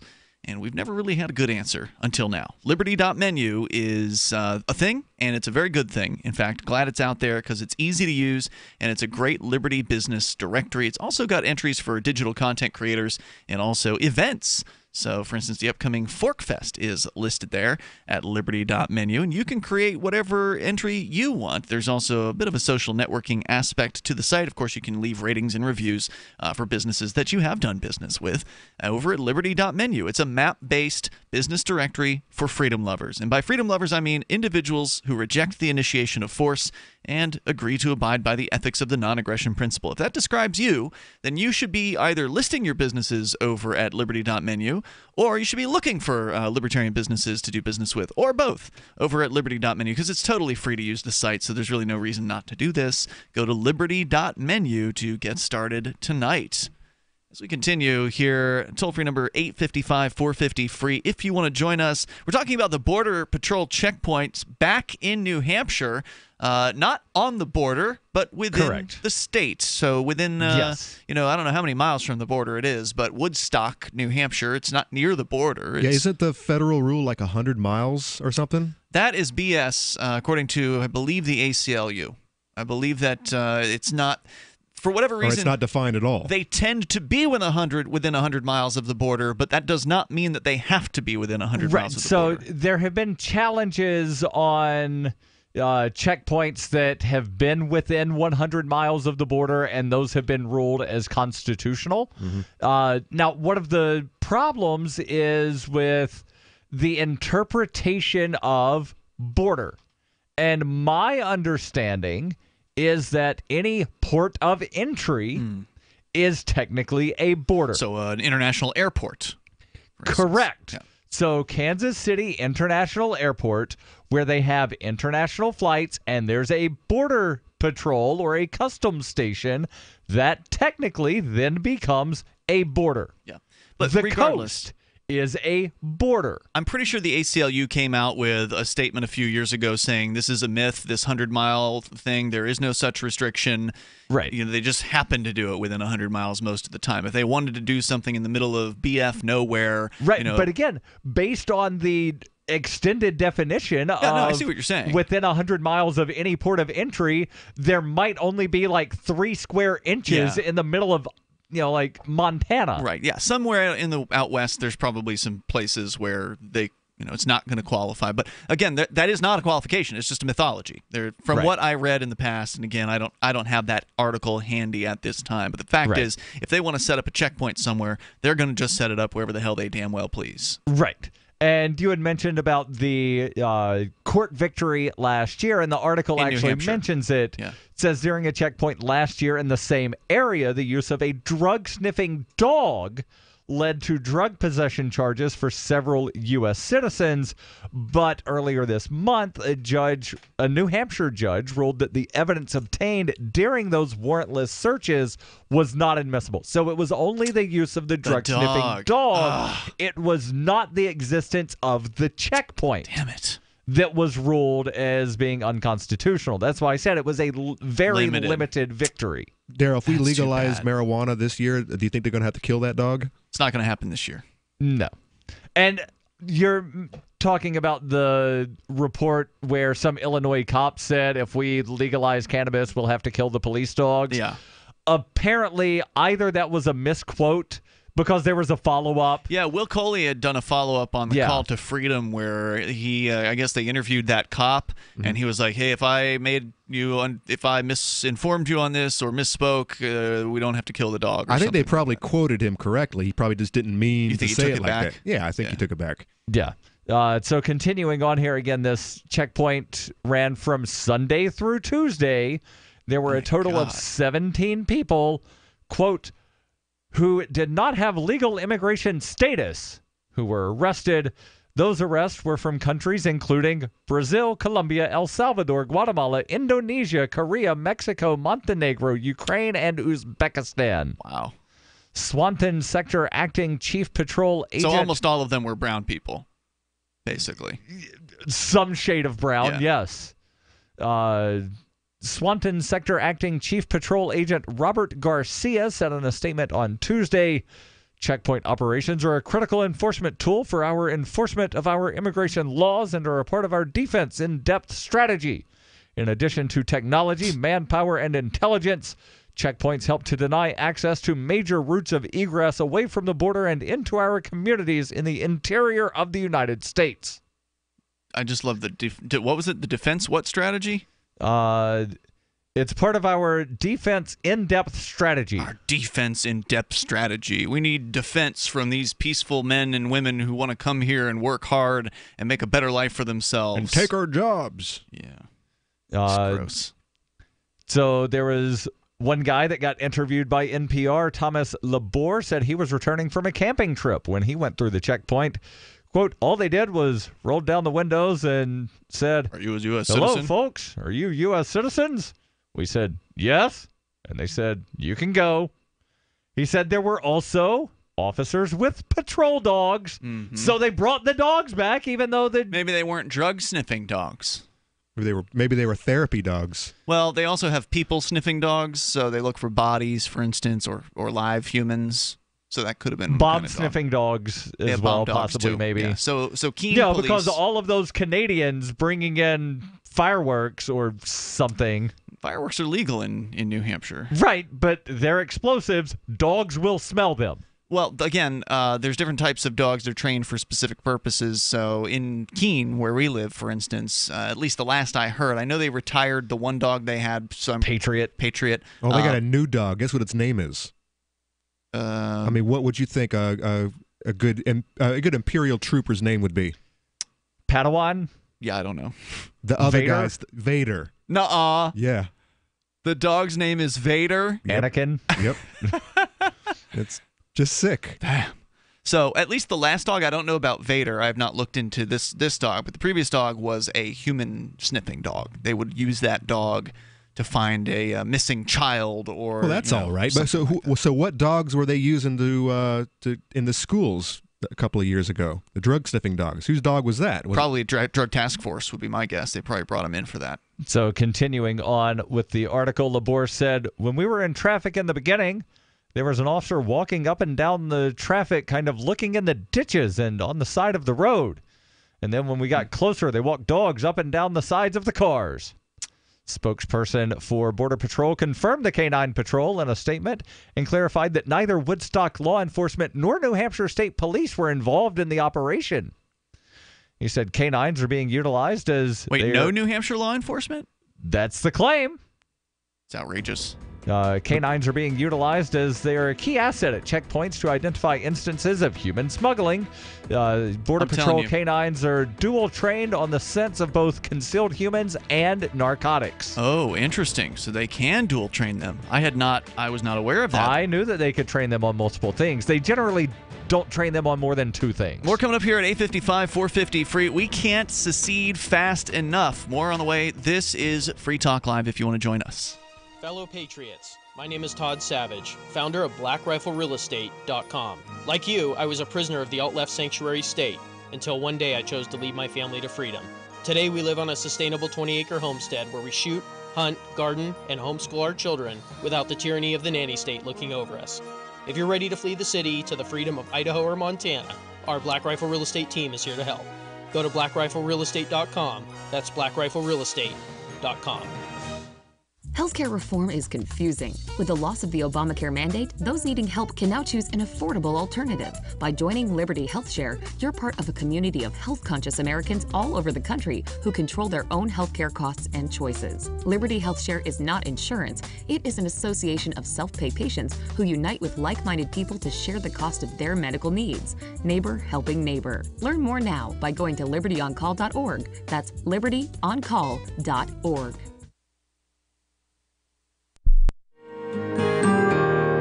So the protection of life, liberty, and property is what the Free State Project is all about. But it's an effort to move 20,000 people who understand. It's about demonstrating to the entire country that, yeah, we can have a free market, a truly free market. Making it just a freer, great place to live. It's the world's largest voluntarist libertarian community, and it's only getting bigger. That's amazing, to be able to move to a place where other people passionately believe in being free and independent. What the Free State Project is managing to do, though, is to put their money where their mouth is. It's physically getting up across the country and saying, let's go someplace and let's demonstrate the power of these ideas. There's a lot of kind of philosophy that surrounds liberty. There's a lot of thinking about it and talking about it. But here in New Hampshire, people are doing it.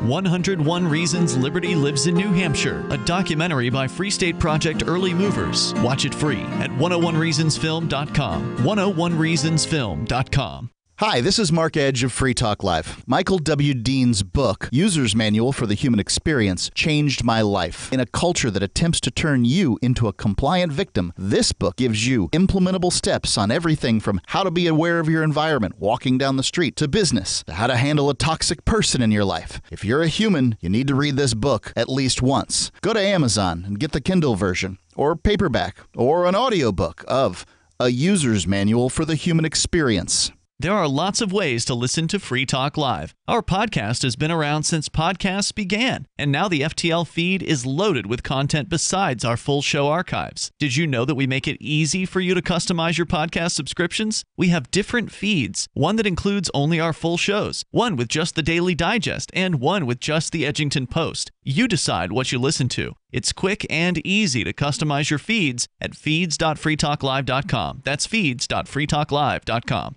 Are you about to meet the media? If you're about to be interviewed, do their homework for them. Know this about the person who will interview you. He or she is busy, so expect minimal, if any, preparation. He or she doesn't know as much about your topic as you do. He or she isn't as concerned as you are about getting your message out, so you need to take responsibility. Provide a biography and fact sheet, photographs, or other materials that tell your story. Reporters won't be put off if you supply frequently asked questions. Remember, Public Speaking 101, at the end of the speech, what's the one thing you want them to remember? You can download the document I supply to reporters who interview me and squirm through a video that demonstrates how not to conduct your media interview at www.survivalspeech.com. I'm Holland Cook. Do you love Twitter? Make sure you favorite the LRN.FM Twitter account so you can receive our tweets at twitter.lrn.fm. That's twitter.lrn.fm.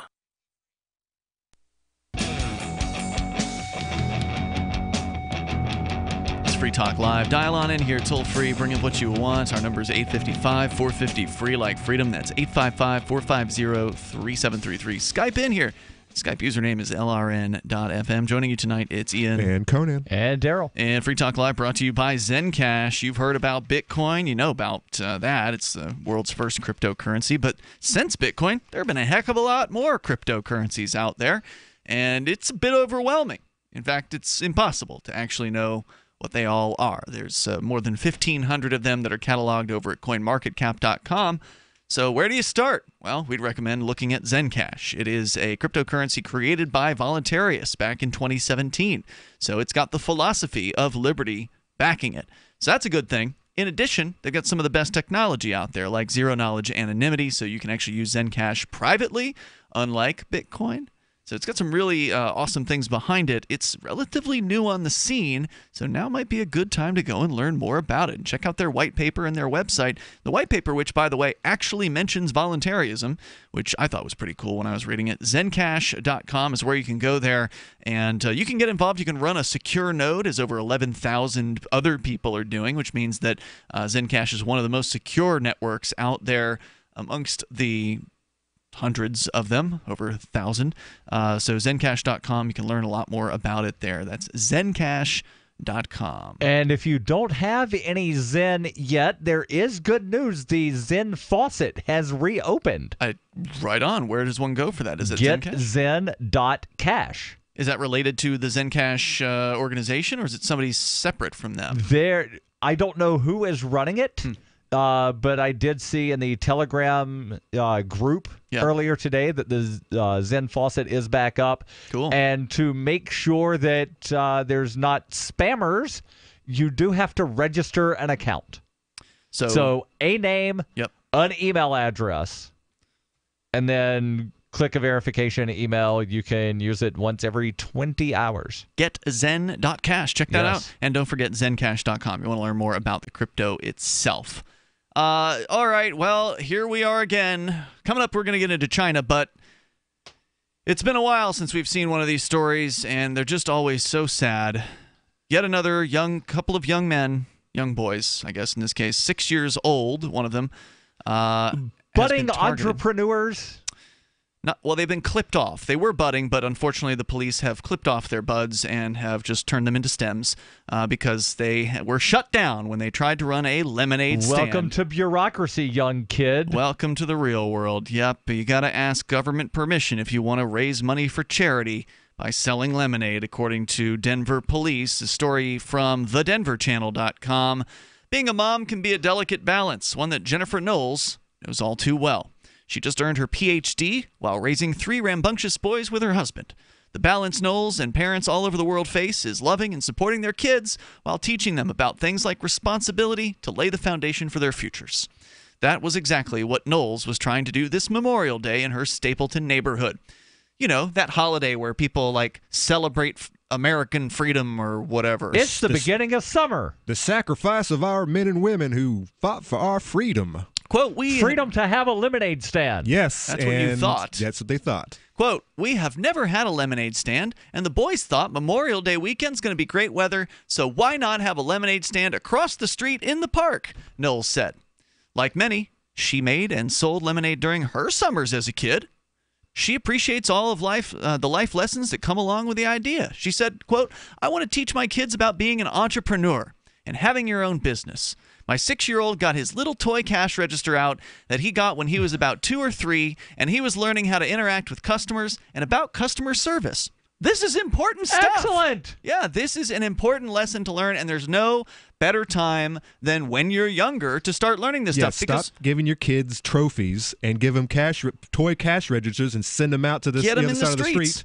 Right. So, and you know, we know there are teenagers and people in their early 20s who've never held a job in their lives. They don't know how to run a cash register. They don't know anything about customer service. And they've got $40,000 in student debt. Yeah, exactly. Well, and a lot of that has to do with all kinds of weird occupational licensing laws, the ever-increasing minimum wage, to where it basically prices teenagers out of the job market. Well, but my point is there's the difference between the kind of parent who wants to actually, you know, teach their kids entrepreneurship and the kind of parent who wants to protect their children from any outside influence and can't have a job. Remember the story that we covered? I forget if it was this past winter or the previous winter about the kids in New Jersey. I say kids; they were high schoolers that were going around knocking on neighbors' doors, saying, "We'll shovel your driveway for money," and they were charged with running a business without a license. He was also learning about the value of money and practicing his addition and subtraction skills. All of the money from the stand was going to go to charity. The boys were planning on donating all of their proceeds to Compassion International. She says, quote, we're very fortunate. We here are very fortunate, and we forget that many kids in the world are not as fortunate as we are in Colorado or in the country, and so I wanted to teach them how to donate money to a charity, she said. Now, you know, to me, I think that's fine. But ultimately, even if they were going to pocket the money and go and buy a video game with it, I don't care what they do with it. They should be able to do whatever they want with their own money that they earn legitimately from selling lemonade to people who wanted to buy it. But not in America, not today. Together, the sons picked a child in Indonesia to help provide basic necessities for including clean water. She says they picked a little 5-year-old boy from Indonesia with two siblings, kind of like them. For a while, things were going well with the stand, which they set up in a park right across the street from their house near an outdoor art show. Knowles said, quote, they got a lot of people coming and praising the boys and telling them they were doing a great job. And that was so good for my boys to hear and for them to interact with people that they've never met before in a business way. And talk about a good, you know, lesson here of, hey, even though these are strangers, you can still talk to these people. Yes. And do business with them. Right. Voluntary interactions with other people. You know, you have something they want, they have something you want, money for your charity. But just a half hour into their business venture, police arrived. Quote, the police officers came over and they said because my boys and I didn't have permits for a lemonade stand, they shut us down and we had to stop immediately. Yeah, I think if they had done this in their own yard, nothing would have happened. The fact that they were at this... What? Yes, they would have. No. In this case, yes. No. If they had not been at this event, there was an event taking place. They were at a park across the street from their yard. With an event taking place, and they did not rent out and get a permit for that area. That wasn't it. If any of the events here in Keene, if you tried to done that, the same thing would have happened. But if you had your lemonade stand up in your own yard, no, it would have been just fine. I see them all the time here in Keene. The cops came and targeted a lemonade stand years ago that was happening in Railroad Square in Keene. Well, there was no event happening whatsoever. Again, it's a semi-city property. Well, yeah. Railroad Square is city property. It's one of 2 places that are listed as commons. And to be fair, the way people treated it, you wouldn't know that. But yes, it is city property. To be fair, this was a civil disobedience event that was announced in advance, and the cops were there waiting for us to show up. there was actually a lemonade stand in this neighborhood a few years ago, and it was unmolested. So like I see them all the time. But we've read stories where people have been attacked by the police for lemonade stands in their own front yards. Right. Yes. So I don't think that just setting it up in your front yard, like if there was an event happening and the park was across the street from their front yard and they set this up in their front yard, that's not going to stop the police from coming over. Once they've made their mind up, yes, but I think that they would have been less likely to have been. You're giving them too much credit. I disagree. You're giving them too much credit. I disagree. There's too many of these. There's too many of these stories, and many of them happen in front yards. Yeah. In this was all yard. about the. All right, go ahead. She says, my more. boys were crushed. They were devastated, and I can't believe this happened. I remember as a child, I always had lemonade stands and never had to worry about being shut down by police officers. She says, I mean, that's unheard of. Well, sorry, lady, it's not unheard of. It's just your first time experiencing this. Right. For people that aren't news junkies or, otherwise keeping an eye on this, they've probably never heard these things. Right. And if it was something about, you're supposed to have a permit to sell at this particular event, they would have said something. Instead, it was just, no, you need a permit, period, to sell, right? A vendor's permit from the city. There's more coming up here from this story on the way. Free Talk Live. Imagine this is you. You're working late when you get an alert on your smartphone. Your motion-activated Blink security camera picked up something at home. You pop open the Blink app and see the silhouette of a man peering through your kitchen window. You dial 911 and the police roll. The job of a home security system is to help stop crime, which is why I chose Blink. Get 3 Blink cams for way less than the other guys, plus an extra 15% off. Visit blinkprotect.com/FTL. blinkprotect.com/FTL. The Bitcoin.com wallet is a simple and powerful, full-featured wallet that allows you to send and receive Bitcoin Cash and Bitcoin Core with anyone, anywhere in the world. It supports both single and multi-signature wallets and is available in multiple languages. The Bitcoin.com wallet is available on Windows, Linux, Mac, Android, and iOS devices. Learn more at wallet.bitcoin.com. We call it the crapper, water closet, outhouse, or bathroom. But where do you go when there's nowhere to go? The answer is the Biffy Bag. The Biffy Bag is a pocket-sized disposable toilet that fits in your glove box, tackle box, toolbox, backpack, or purse. The Biffy Bag has everything you need for a sanitary and comfortable relief experience. It's ready to use in just seconds, and just toss it in the trash when you're done. It's your Biffy in a jiffy. BiffyBag.com. BiffyBag.com. It's a no-brainer. A Big Berkey water filter is the one you need, period. You need a water filter that removes chlorine, fluoride, pharmaceuticals, BPA, and other endocrine disruptors, pesticides, bacteria, viruses, and much more, right? And does it all at only 2 cents per gallon. Get the original and most trusted name in gravity water filtration, Big Berkey. And now GCN listeners receive 5% off ceramic filter systems using code GCN. Call or click 1-877-99-BERKEY or BigBerkeyWaterFilters.com. That's 1-877-99-BERKEY. Free Talk Live. There's going to be no food by February. Oh, that seems a little extreme. I find that hard to believe. Well, watch it happen. Hope you find Christ. Oh, good luck, buddy. Thanks. What really turned me away from religion was the fact that most of them are so intolerant and nasty. What do you mean? Your life will suck unless you find Jesus. Well, I had Jesus a long time ago, and he didn't really do anything for me, so I got away from that. Right, and I can tell you that if you want to have that attitude with people, like, well, you better find Christ, or you're going to burn in hell. Yeah. Then good luck converting people. Yeah, I really want to hang out with people like you, there, Keith. I really want to hang out with people like you. So I'm sorry to those good Christians out there listening that aren't like Keith. But it's the loudmouths like Keith that do real damage to your religion and how people feel about it. Free Talk Live, 7 nights a week from 7 to 10 Eastern, live on the Liberty Radio Network at LRN.FM. LRN.FM now has a Discord. Discord is a free text and voice chat platform, and we now have our own server with a bunch of channels at discord.lrn.fm. You can join other listeners as they chat about various things during our live shows, or anytime, day or night. Discord software is available cross-platform, so you can have it on whatever device you want and take your chats anywhere. Join our Discord at discord.lrn.fm. That's discord.lrn.fm. My name is Jacob Hornberger. I'm president of the Future of Freedom Foundation, which Congressman Ron Paul awarded for having an outstanding freedom website. Write us at fff@fff.org, and we'll send you a free 3-month subscription to our monthly journal of libertarian essays and our booklet, Economic Liberty in the Constitution, which George Mason University economics professor Walter Williams praised in a recent column. That's fff@fff.org. You can put the Liberty Radio Network on the air in your area. Visit broadcast.lrn.fm to learn how. Broadcast.lrn.fm.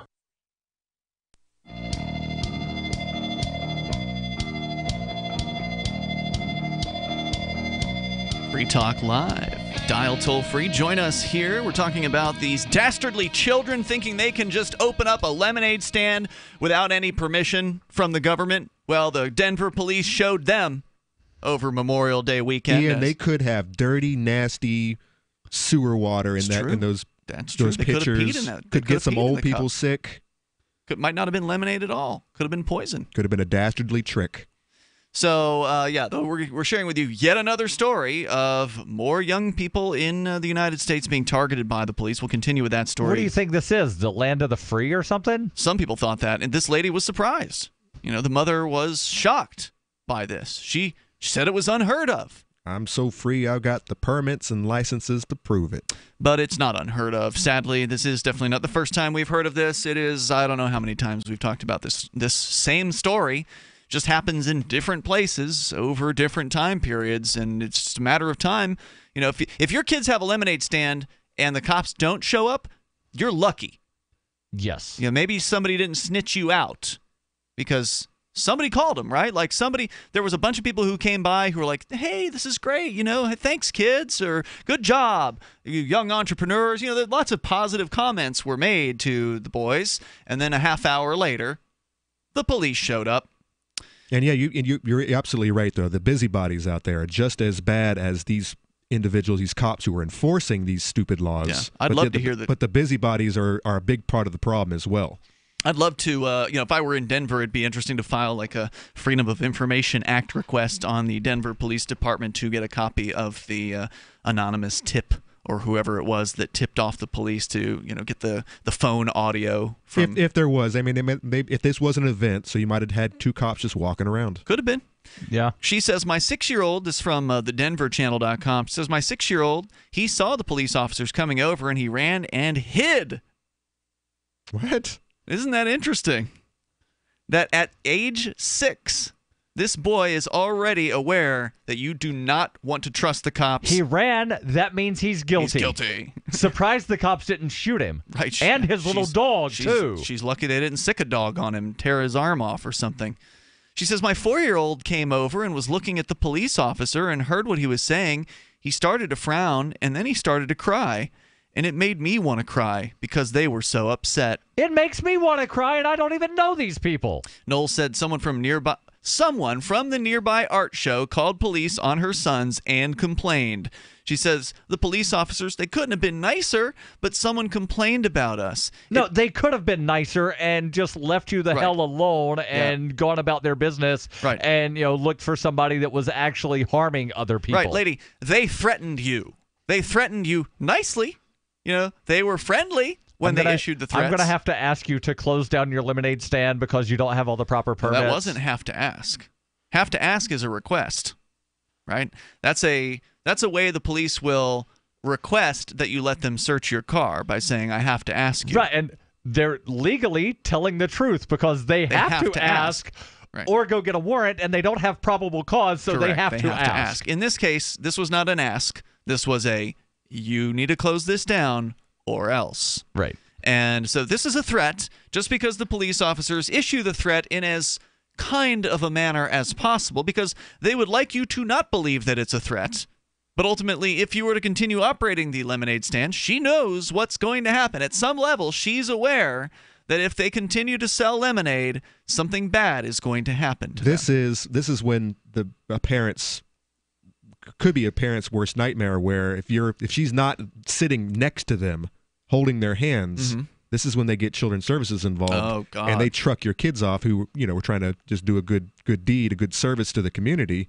And I think that, she most definitely pulled the plug on this because they've got that over her head. Knowles said that she's done some research and found that Utah passed a law last year allowing for child-run lemonade stands and other small businesses to operate without a permit.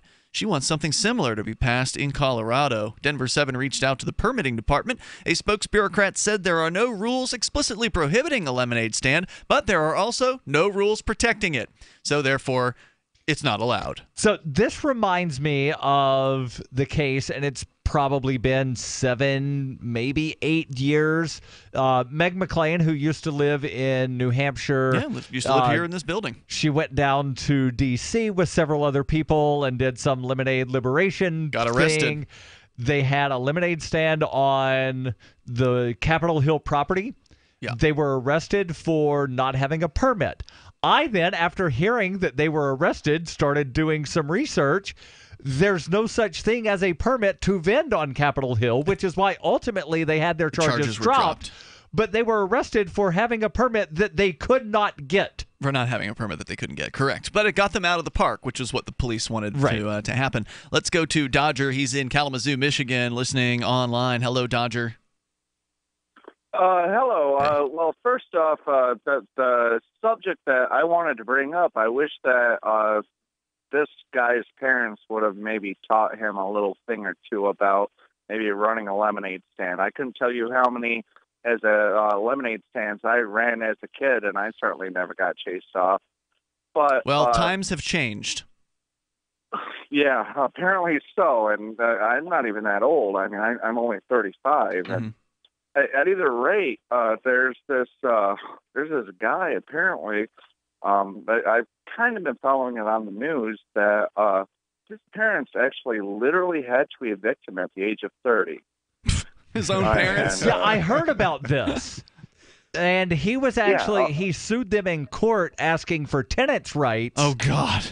He was not paying rent, and so that's why it really became an issue. Well, he probably didn't have a lease because he was their son, right? Right, well, so the part of the craziest issue... thing is, Go ahead. And I think that Darryl was probably just about to bring this up, is that they actually offered to give him money to get his own place. And he still fought them in court. Wow. Oh, I didn't hear about the thing where they offered money. I had just heard that, like they told him, all right, kid, you got to leave. And he was like, kid is right. But you need to give me some time. And, there's tenant right laws here. Oh, my. I'm going to make a guess that this kid was never sent out to set up lemonade stands and make his own money. You're right. This is a trophy kid. Mommy and daddy's at fault here.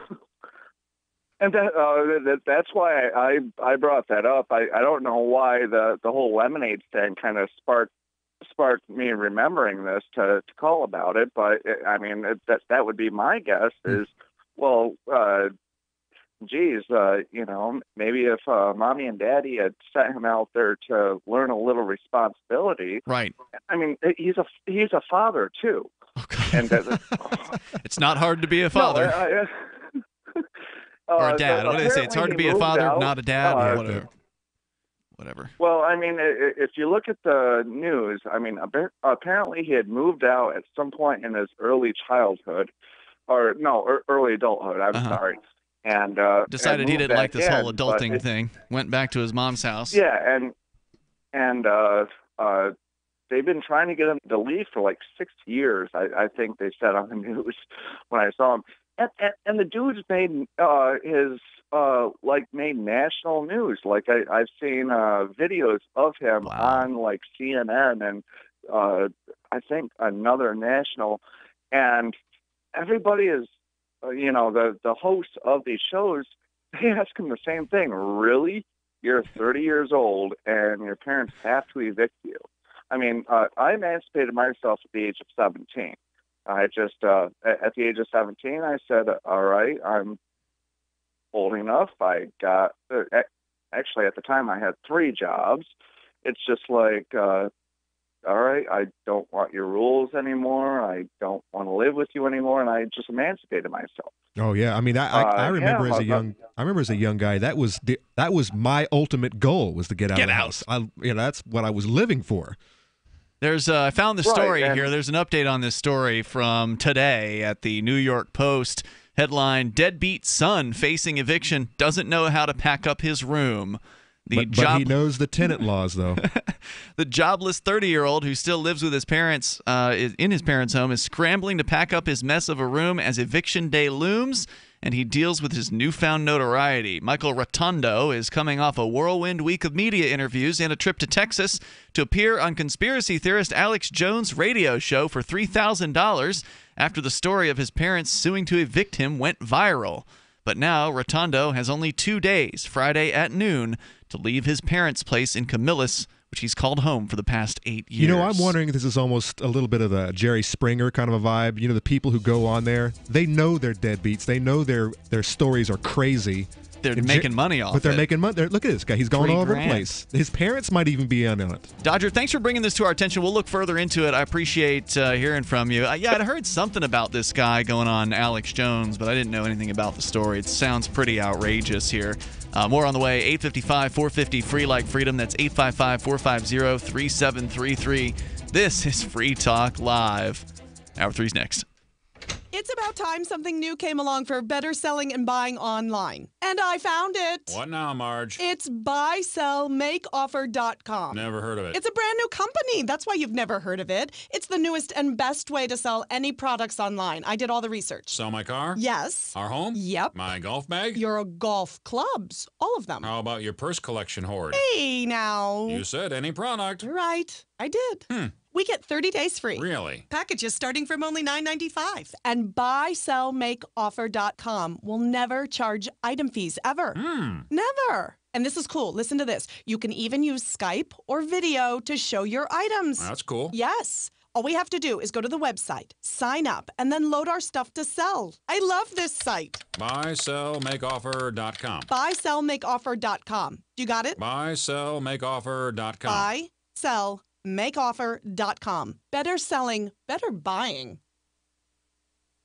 Radio is the most personal of mediums. I exist right now in your head. If you listen to Free Talk Live regularly, you know me. Free Talk Live is on more than 160 radio stations around the U.S. and has been downloaded on every continent around the world. Hundreds of thousands of listeners with ad packages from $600 a month to $6,000 a month. Imagine what we can do for your business, project, website, or idea. Email me, mark@freetalklive.com. The 3 most important things you can do for Free Talk Live are: 1, share 1 episode a week on Facebook or in some other social networking site. 2, buy the things you buy online through shop.freetalklive.com. 3, give $5 a month to the AMP program. It's my firm belief that Free Talk Live's AMP program is the best use of your charitable dollar among liberty-oriented organizations. Support all the organizations you love, but make sure you give $5 a month to AMP at amp.freetalklive.com.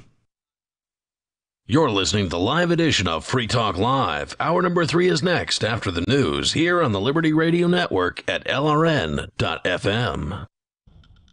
From Keene, the Shire, the Liberty Media capital of the world, this is Darryl W. Perry, host of FPP Radio News for Wednesday, May 30th, 2018. Silver is trading at $16.45 per ounce. Gold is valued at $1,301 per ounce. Zencash is trading at $31, and the average price of Bitcoin is $7,537. Antiwar.com reports Iranian officials confirmed Tuesday that they have been backing a push by European nations, Britain, France, and Germany, to secure a ceasefire deal in Yemen. The goal is both a ceasefire and increased access to humanitarian aid. European officials say that negotiations on the ceasefire have progressed significantly, though there is yet no sign that the pro-Saudi forces are willing to consider a ceasefire. Previous ceasefires have been short-lived, with the Hadi government condemning any effort at a power-sharing deal. Iran's value in this effort is unclear. They have limited ties with the Shiite Houthi movement, but the Houthis have long embraced peace talks to begin with and would seemingly be trivial to get to the negotiating table anyhow. Rather, the suggestion is that the three European nations are trying to blunt U.S. allegations against Iran by showing that they can be brought into positive regional endeavors. The U.S. has embraced Saudi allegations that Iran is destabilizing Yemen, though these claims are broadly just the Saudis trying to retroactively justify how poorly their invasion of Yemen has gone. Are you an advocate for free market money? Do you promote Bitcoin as an alternative in a fiat-centric world? Then you need Spendabit in your arsenal, the search engine for things you can buy with Bitcoin. Spendabit aggregates millions of products from thousands of Bitcoin-enabled merchants. Keep your money in the free economy. Visit spendabit.co today. UPI reports the U.S. Supreme Court refused to hear a challenge Tuesday to a controversial new Arkansas law that blocks medication-induced abortions. The case, Planned Parenthood of Arkansas and Eastern Oklahoma v. Jegley, appeared on the court's list of denied cases, meaning the case will not get a hearing before the court. The state law passed 3 years ago says any physician who gives, sells, dispenses, administers, or otherwise provides abortion-inducing drugs must have a contract with another physician who has authority to admit patients to a nearby hospital. In its appeal, Planned Parenthood said none of the doctors it asked was willing to enter into such a contract. The group said abortion doctors or physicians who associate with them risk being ostracized from their community and face harassment and violence towards themselves, their families, and their private practices. Planned Parenthood argued the law is medically unnecessary and allows Arkansas to be the only state to ban medication abortion, a method used by more than 2 million American women since 2000 and strongly preferred by many as it is less invasive. The Supreme Court order issued without comment paves the way for the law to take effect in July if no other legal challenges arise. In Arkansas, Planned Parenthood clinics in Little Rock and Fayetteville offer only medication abortions, which can be performed up until the 9th week of pregnancy. The state's only other clinic, also in Little Rock, performs surgical abortions and could continue doing so even after the law takes effect. For over 40 years, Roberts & Roberts Brokerage has been a trusted source for buying and selling precious metals. Gold, silver, platinum, and palladium. They don't feed the banks. They're Bitcoin preferred and have removed the minimum purchase amount for all orders paid in the digital currency. Call Roberts & Roberts Brokerage today for knowledgeable advice on buying and selling precious metals and a forward-thinking approach to new technologies. 800-874-9760 or visit online at rrbi.co. Reuters reports Missouri Governor Eric Greitens on Tuesday said he was resigning, avoiding potential impeachment after he became embroiled in scandals tied to an extramarital affair and his political fundraising. Greitens called a press conference after an unfavorable ruling earlier in his computer tampering trial related to allegations he illegally obtained a donor list to aid his 2016 election campaign from a veterans charity he founded in 2007, according to local media. Greitens was previously charged with felony invasion of privacy in connection with an admitted extramarital affair in 2015 with a hairdresser before he was elected. He said he is innocent and called the relationship consensual. Prosecutors dropped the felony charge before the trial began, but have said they would refile the case. Greitens was accused of taking a photo of his lover in a state of undress without her consent and making it accessible by computer to use as retaliation should she divulge their relationship. He has denied threatening to blackmail her, and his attorneys noted the alleged photograph has never been produced. Greitens had previously called the charges against him part of a political witch hunt, and on Tuesday he complained of legal harassment with no end in sight. This has been FPP Radio News, online at fppradio.com. Hailing it as the industry's most innovative product to date, global cosmetics brand Maybelline released its long-awaited Ideal Woman Rubber Mask this week, a thick latex facial covering worn over the head in lieu of makeup. By simply yanking it over your face, you can instantly achieve a fresh look that conforms to Western ideals of beauty. Essentially, you can just roll out of bed, stretch the latex urethane rubber beauty mask over your natural face, and boom, you're ready to start your day. Forget concealer, powder, blush, or mascara. Now you can achieve a look that adheres to the conventional standard of feminine perfection in seconds. It's incredible. You immediately see the difference. The very first time I tried it on, my pores were minimized, my skin tone was more even, and all of the idiosyncratic little wrinkles, physical imperfections, and and tiny irregularities that make my face unique were erased. I don't spend a lot of time on makeup anyway, but now all I need to do is yank this thing over my head, and that's it. I'm conventionally attractive. I mean, this gives me so much more time to find an outfit that makes my body look thin and socially acceptable. This is the Onion News Network.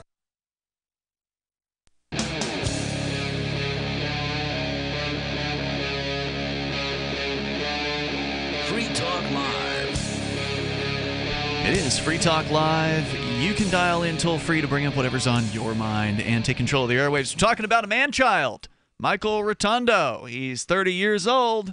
Take the 3,000. Go on Alex Jones's show. Still living at home with his parents for the next 2 days. Apparently, he's been evicted. His parents went to court to get their son out after offering to bribe him to get him out. But look, the fact is, mom and dad, to some extent, have to bear some responsibility for creating this guy, right?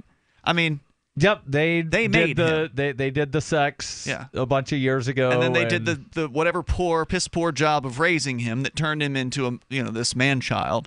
We'll continue here with that story, and it actually interrupted. We had a call come in, which is why we jumped onto this story. We still have a little more on the lemonade stand crackdown in Denver against a 6-year-old and his younger brother's lemonade stand that they set up over Memorial Day weekend. Joining you in the studio tonight, by the way, it's Ian and Conan and Darryl. We'll continue with all of that. Our toll-free number, if you want to join us on the radio, is 855-450-FREE like freedom. That's 855-450-3733. But the news about Michael Rotundo is that apparently he made $3,000 recently after appearing on Alex Jones's radio show. Man, can you imagine paying money to have a guest come on like that? It makes you wonder how many guests Alex Jones pays. He pays for airtime. Why wouldn't he pay for guests? Yeah, that's interesting. So I just stumbled across a story from the Daily Mail that apparently Michael Rotundo claims that he was misdiagnosed with schizophrenia for some reason to prevent him from seeing his son because no one was willing to supervise his visits, and he claims that the doctor only made the diagnosis to create a steady stream of income for himself. Okay. And apparently the schizophrenia diagnosis, he's saying he's not. Right. But he is a man-child. It sounds like he's learned the system, and he's just milking it for all it's worth. Apparently he wants to see his son, but because of the diagnosis that he claims is a misdiagnosis, he's not allowed to see his son because no one wants to supervise the visits. And apparently that's caused some of the problems and maybe partly why he moved back in with his parents. It's a fairly lengthy article.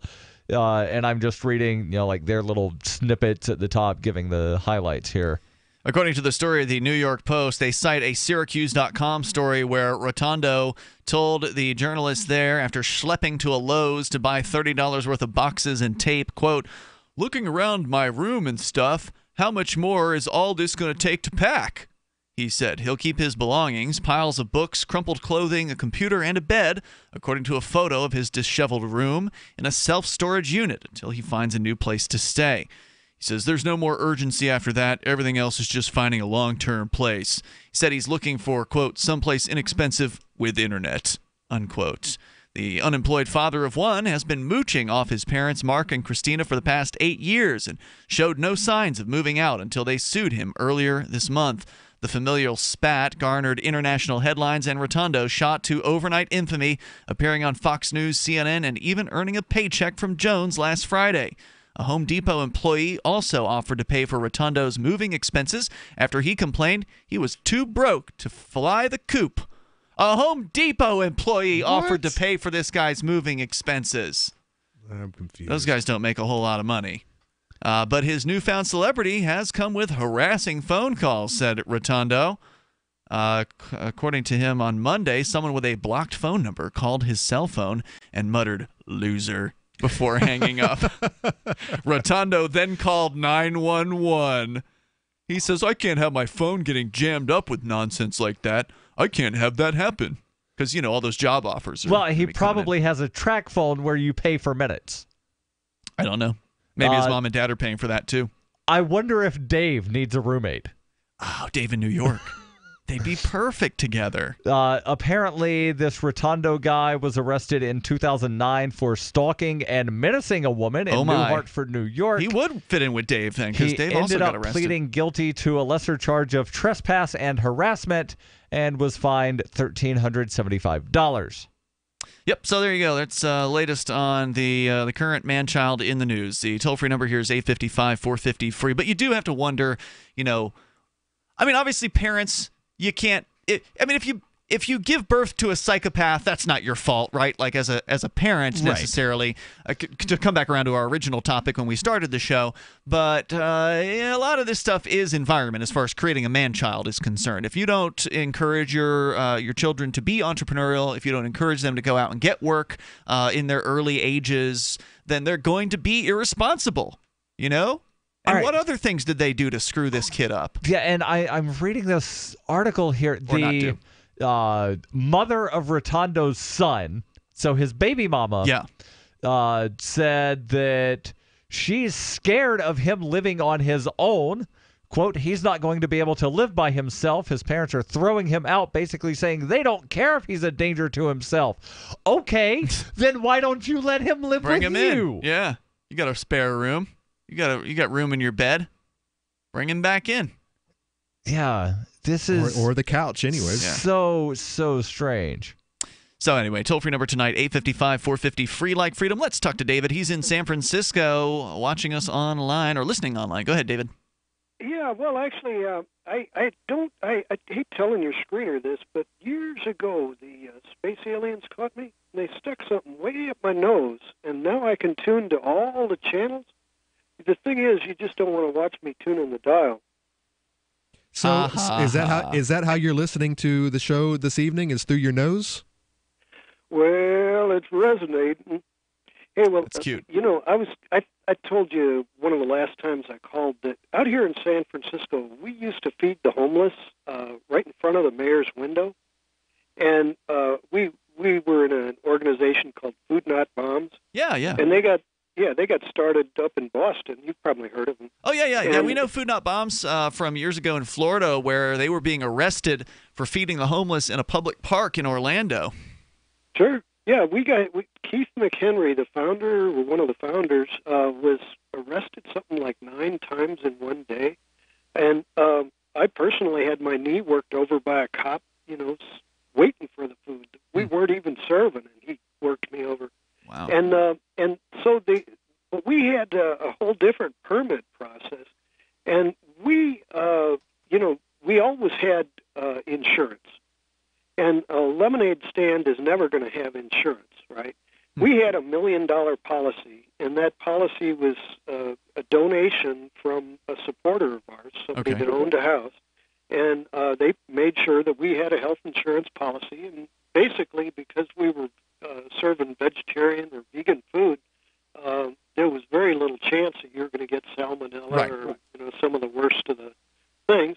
But we were serving right in front of the mayor's window, so we were doing 2 things that had gave us the freedom of speech, because we were making a public statement that the mayor was doing doodly squat and wasting taxpayer dollars on when I first moved to the city, I ended up on general assistance, and they were paying a soup kitchen $8 a meal to give me like a cold bologna sandwich and a slop of soup. So they were making money hand over fist doing that thing. Yeah, and they were called poverty pimps. And they in the newspapers got into the act because there were welfare hotels. They were being paid it was $50 a night to live in a place with broken windows and no lock on the door and this horrible garbage everywhere. Well, this goes to show what happens when you put the government in charge of trying to help people, is they just end up funneling money into their buddies' pockets. Well, that gets into a whole nother layer, and this is one of the reasons why Governor Brown abolished the housing and rehabilitation.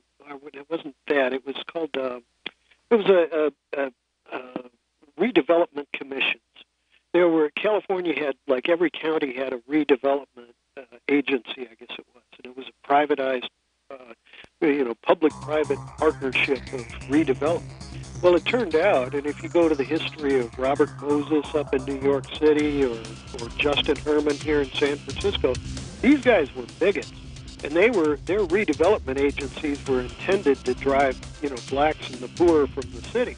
Not surprising. Thanks for the call tonight, David. The toll-free number here, 855-450-FREE. What's that? Money given to government ends up being rife with corruption? It's Free Talk Live. And not to mention the shedding, I would vacuum the carpet 3 times a week. Frodo was scratching all night long, bouncing on the side of the bed, keeping me awake the whole entire night from all the scratching and chewing. It kind of makes you neurotic. Does your dog itch, scratch, stink, or shed like crazy? Mounds and mounds of fur all over the place. Come to Dinovite for help. DINOVITE.com. If you want the dog to be healthy, you got to feed it something healthy. Dinovite is nutrition. The omega-3 fatty acids. Flaxseed, zinc, alfalfa. Our vitamins and enzymes replace the nutrients cooked out of most commercial dog foods. He gobbles it up. He's not up all night scratching. His shedding is minimal, and it is such a pleasure to have my calm, relaxed, non-shedding puppy back. And I have to thank Dinovite for that. Don't let your dog itch, scratch, stink, or shed like crazy. Come to Dinovite for help. 859-428-1000. 859-428-1000. DINOVITE.com. What's more profitable, running your business or doing bookkeeping? Doing your business, of course, but you want to keep your books so that you can maximize your tax savings, right? What if I told you that there's a person that's a bookkeeper, accountant, and law school graduate that's also a hardcore libertarian? My name is Melanie Johnson, and I hate the state. I will aggressively help you to minimize your tax exposure and maximize profits, all while staying within the law. Melanie's your best choice for your taxes and bookkeeping needs. Go to tax.freetalklive.com and check out our website, tax.freetalklive.com. Cryptocurrencies are successful because of good technology. The liberty-loving voluntarists who founded Zencash in 2017 took the best tech, like zero-knowledge anonymity and decentralized autonomous organizations, and are creating a secure platform for money, messages, and media that can be sent to anyone, anywhere in the world. Zencash is a cryptocurrency dedicated to peace, anonymity, and decentralization. Find out more at zencash.com. That's zencash.com. Is spreading the message of liberty, cryptocurrency, and peace around the globe worth $2 per month to you? As you may already know, in addition to our internet feed, LRN.FM broadcasts on free-to-air satellite across North and Central America, as well as Sub-Saharan Africa. And we've been available on satellite for free 24/7 since 2010. The LRN.FM free-to-air satellite signal is reaching some of the most oppressive regimes in the world, and there's no doubt our ideas are making an impact. You can learn more about the channel's impact by watching the 3-minute video at fund.lrn.fm. If you'd like to help free minds globally with our ideas of liberty, cryptocurrency, and peace, you can donate as little as $2 per month via fund.lrn.fm. You can help us continue and expand our satellite broadcast to multiple continents. Visit fund.lrn.fm today, and thank you for your help. Don't forget to share the link on social media. That's fund.lrn.fm. Did you know you can watch Free Talk Live during our live show 7 days a week from 7 to 10 p.m. Eastern via our studio cams at cam.freetalklive.com? Plus, you can chat with other listeners while you watch, all totally free. Now that our live video stream is hosted by YouTube, our video archives will be online even faster, so be sure to subscribe to our YouTube channel. Listen, watch, and chat all free at cam.freetalklive.com. That's cam.freetalklive.com. This Your Family Today tip is brought to you by Boost Kid Essentials Nutritionally Complete Drink, providing your picky eater with essential nutrition and great taste in one drink. Visit us at kidessentials.com.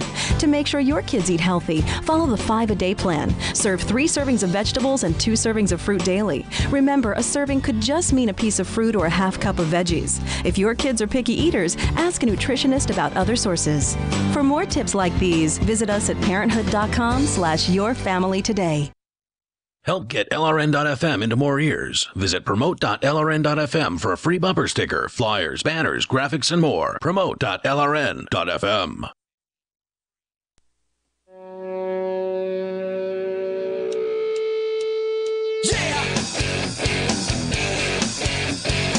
Free Talk Live. Dial in toll free. Join us here. and take control of the airwaves at 855-450-FREE. We still have more to say on this lemonade stand attack, the recent shutdown of a lemonade stand by the Denver police over the weekend. And it's happened again. This isn't new. This is it's just the newest story of the same old story that keeps coming up again and again in the so-called land of the free, which does anybody really call it that anymore? I mean, we don't really hear that anymore because I think most people have begrudgingly come to understand and admit that, nope, the United States is not a free country. Well, why don't you just move to Somalia? And the fact that you might be able to actually sell lemonade on the streets in Somalia, as long as you pay off the warlords, you'll probably be all right. Might be hard. And dodge the American drones. Might be hard finding clean water to make your lemonade. Good point. Hey, blinkprotect.com/FTL is where you can go to get the Blink home security system at a great discount, 15% off the already very affordable system there, which you get 3 cameras, 3 Blink cams for less than the other guys will charge you, because the other guys want, not only do they want more money, but they also want to, give you a wired system, which means it's going to take you forever to install it, or you're going to have to hire a professional to do it, which means you got to spend even more money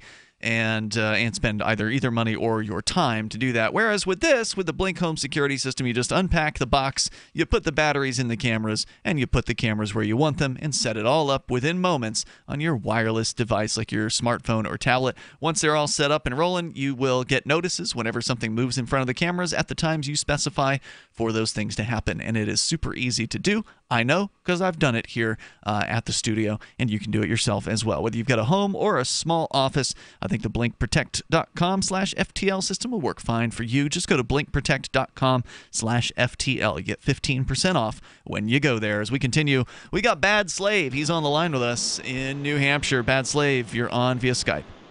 Well, thanks for being there, guys. Hey there. Yes, sir. This all rolls into one package for me. All right. Including the lemonade stand, the guy, 30-year-old adolescent. Yep. And what I think is actually part of the powers that be, their effort is, and John Taylor Gatto, who, called this stuff out years ago. I mean, this was all coming upon us.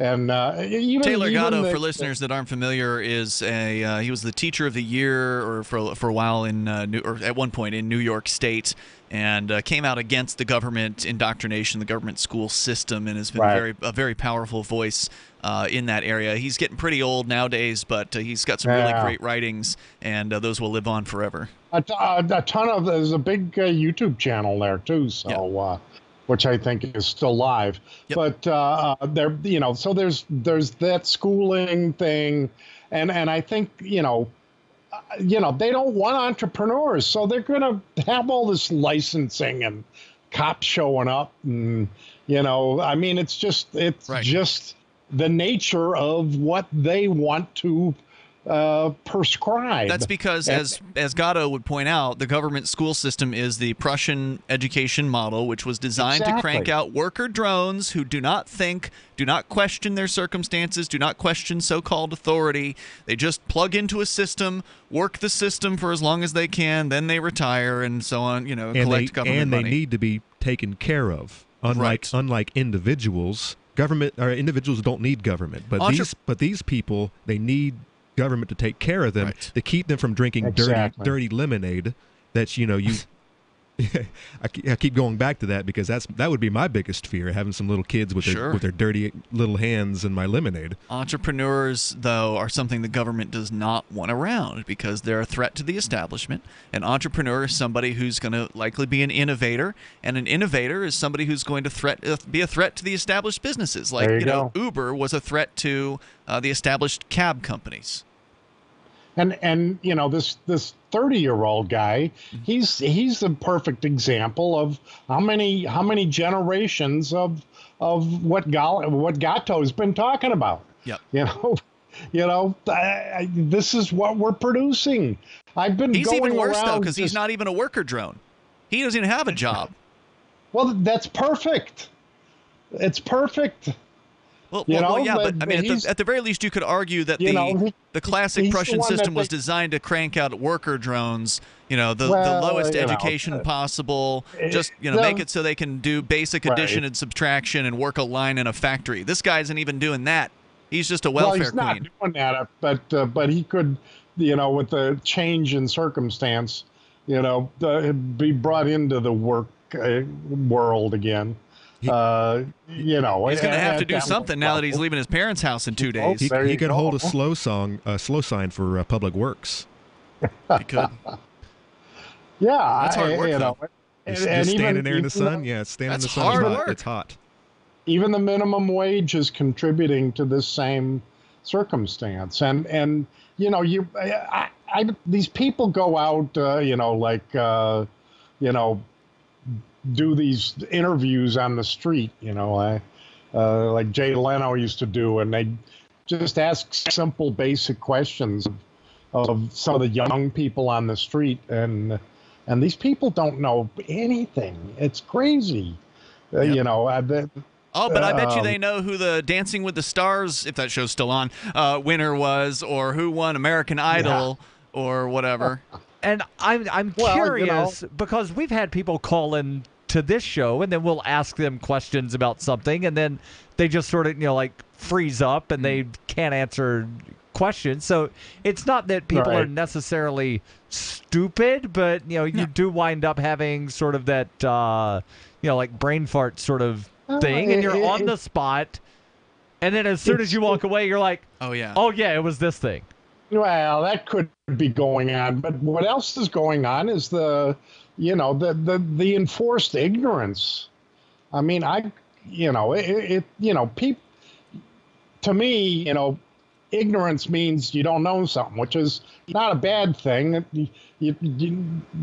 When you're young, you don't know crap, but you go forward and you start learning things, and when somebody asks you a question they don't know the answer to, some curiosity might enter in, but they've been doing their best to kill off curiosity. I'm certain of it, and it's really sad to see. And I've got to say that the government, and I've got a new word for you, indoc. That it's an indoct that we're getting indoctrination from the government schools, and it's harming. It's okay. Everybody's a winner. You're going to be just fine. We'll take care of you if you can't find a job. You can get on welfare, kids. Thanks for the call, Bad Slave. And the same people that are doing that are this generation that is trying to evict their son from the apartment. So they're both saying, we'll take care of you. But you've got to go. And Conan, to your point about hold the slow sign, no. He can't pass the background check. He's got a criminal record. They're going to have to lower the standards. By the way, the guys who hold those signs are private employees. They don't work for the state. Interesting. Yeah, one of my tenants does that job in New Hampshire. In New Hampshire. In other states, he might. They probably do work for the state in other states, but yeah, in New Hampshire, it's a private job, and those guys work hard. I mean, they're standing still all day, but that's rough work. I mean, they're standing in the cold, they're standing in the heat, and standing on their feet for 12 hours at a time. Stuff thrown at them. Want revenge on the common housefly? Well, after 10,000 years, someone has finally come up with a better way. The Bug Assault, a miniaturized shotgun, which utilizes ordinary table salt as ammunition. Non-toxic and no batteries required. So much fun, you'll forget you have a wife and kids. $39.95 and free economy shipping. Use discount code GCN and get an extra 10% off your purchase at bugassault.com. Fire your fly swatter. Get your Bug Assault today. Hunters, anglers, campers, and survivalists. Get back to nature. Expand your horizons with the highest quality, most versatile, unique slingshots and sling bows on the market at slingbow.com. Slingbow products are compact and models start from just $17.98. They're perfect for your bug out bag or storing in your vehicle. Give yourself and your loved ones the excitement and tradition of slingbow. A new frontier in archery and truly modern twist on this primitive survival tool. Feel the thrill only at slingbow.com.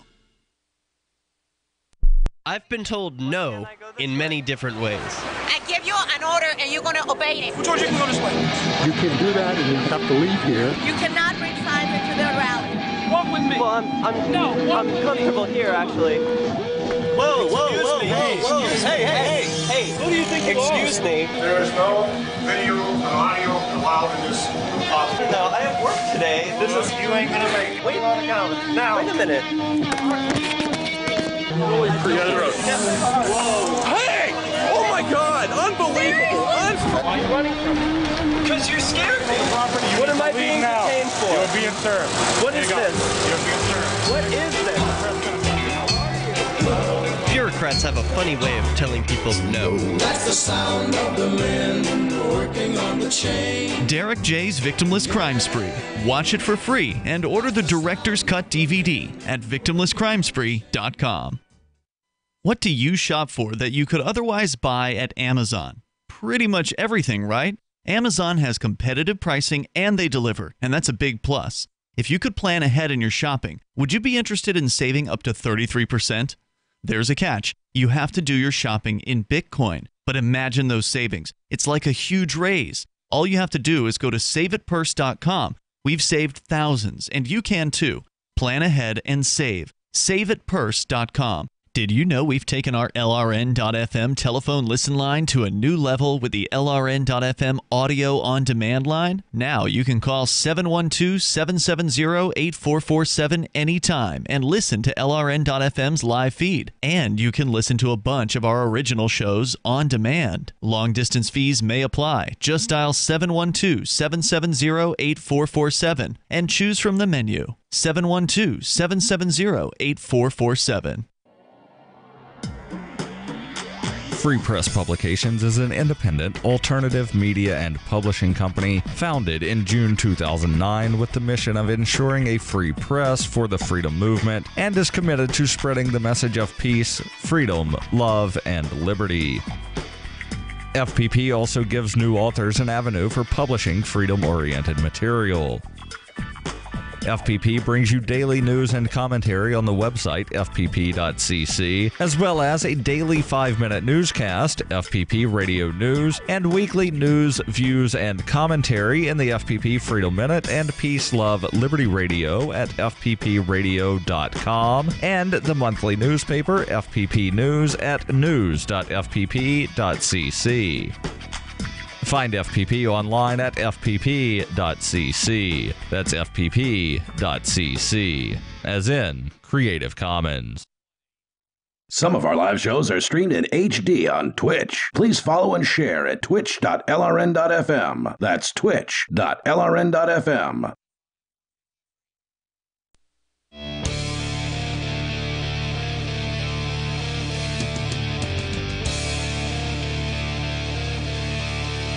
Talk Live. Dial in toll free, take control of the airwaves, bring up whatever you want. Our number is 855-450-FREE. That's 855-450-3733. We've got Skype as well. The Skype username here is lrn.fm. And in about 2 weeks from tonight, it's going to be Forkfest 2018. Kicks off on the 14th of June, and that's a Thursday. And it finishes up on Monday the 18th. So come spend a weekend in beautiful New Hampshire in the White Mountains of New Hampshire at Rogers Campground with other liberty-minded folks. I can't speak for you, Conan, but Darryl and I are definitely going to be there at Forkfest. And Darryl, you may even have your Nautabus on the site if the transmission gets repaired in time. Yeah, I'm still not decided if I'm driving up or just going to ride with you. Okay. All right. Well, I guess we'll figure that out as we get closer. But either way, it's going to be a good time because there's going to be a few dozen folks at the very least. It seems like based on, I'm just, judging based on the numbers of people participating on the forums and the Telegram chat. The Telegram chat, I think, at least has 24 people in it, and there's more people who are not in the Telegram chat that are obviously interested in attending. But this is an unconventional kind of gathering. There's no organization. There's no board of directors. There's no tickets. It's just you show up at this campground, and there's going to be other Liberty people there. Now, what you do then is up to you. Do you just want to camp and hang out, have a campfire, whatever, sing songs, do whatever it is you do at a campground? If someone tries to sell you a ticket to Forkfest, they are committing an act of fraud. Would that be fraud? Because, like, if somebody wanted to make up tickets and sell tickets to an event that doesn't have tickets, I mean, it's only fraud if there's an actual ticket and somebody sells a fake ticket. Interesting, yeah. Hold on. If they sell it to you as a work of art, then that's what. But if they're saying you have to have a ticket to get in, to get into the campground, they are lying to you. That is fraud. That would be fraud. But yeah. So anyway, there are no tickets, and so therefore we don't know how many people are going. It's the second year of this event, and it was fun last year. There was maybe a couple dozen folks just kind of scattered about through the campground. This time, there's people saying they're going to be cooking. There are 31 people in the Telegram. That's a good sign. There could be some lemonade stands. There could be. I have not seen an announcement about that yet, but there very well could be. If somebody else winds up getting a lemonade stand shut down between now and the beginning of Fork Fest, I will make sure that there is a lemonade stand at Fork Fest. Yeah, but there's nobody gonna get shut down in New Hampshire. I mean, when's that? Right, no, I'm just saying, if I hear another story somewhere in the country between now and then, I'll make sure there's lemonade. Wasn't there there was a Pork Fest like 2 or 3 years ago? There have been several Pork Fests. Yes, this will be the 15th. No, but wasn't there some law enforcement agents the walking Department of Revenue Administration showed up at the Porcupine Freedom Festival, and we scared them off. Yeah. Good. And it was interesting. There's actually video of that, Conan. If you want to check that out, check out the Free Keen YouTube channel, and you probably search for Pork Fest and, I don't know, Raid or Cops or something like that, or just Pork Fest. There's probably only a few Pork Fest related videos there. So, go to forkfest.party if you want to learn more about that. Again, it's 2 weeks away. Still not too late for you to come out. If you're planning on, coming up this way, you definitely want to make a plan to go to Fork Fest and hang out with some other libertarian folks. Again, we don't know all what's going to happen, but some people are talking about doing some speechifying. Darryl, you're doing some athletic events, and you're throwing a party that same night. Yes, and Jim Babb has announced that he's throwing a party on the 18th, and it's not yet been added to the calendars. I will get that done. I love Jim Babb. Glad to hear he's going to be back this year, because he threw a great party last year on the last night of the equivalent of Fork Fest, what was then called Somalia Fest at that time. And maybe some people will still call it Somalia Fest. I don't know, because, again, nobody's in charge, which means everyone is. Pirate Crypto Happy Hour at Somalia Fest. Okay, so he's keeping the Somalia Fest branding. Yes. Good for him.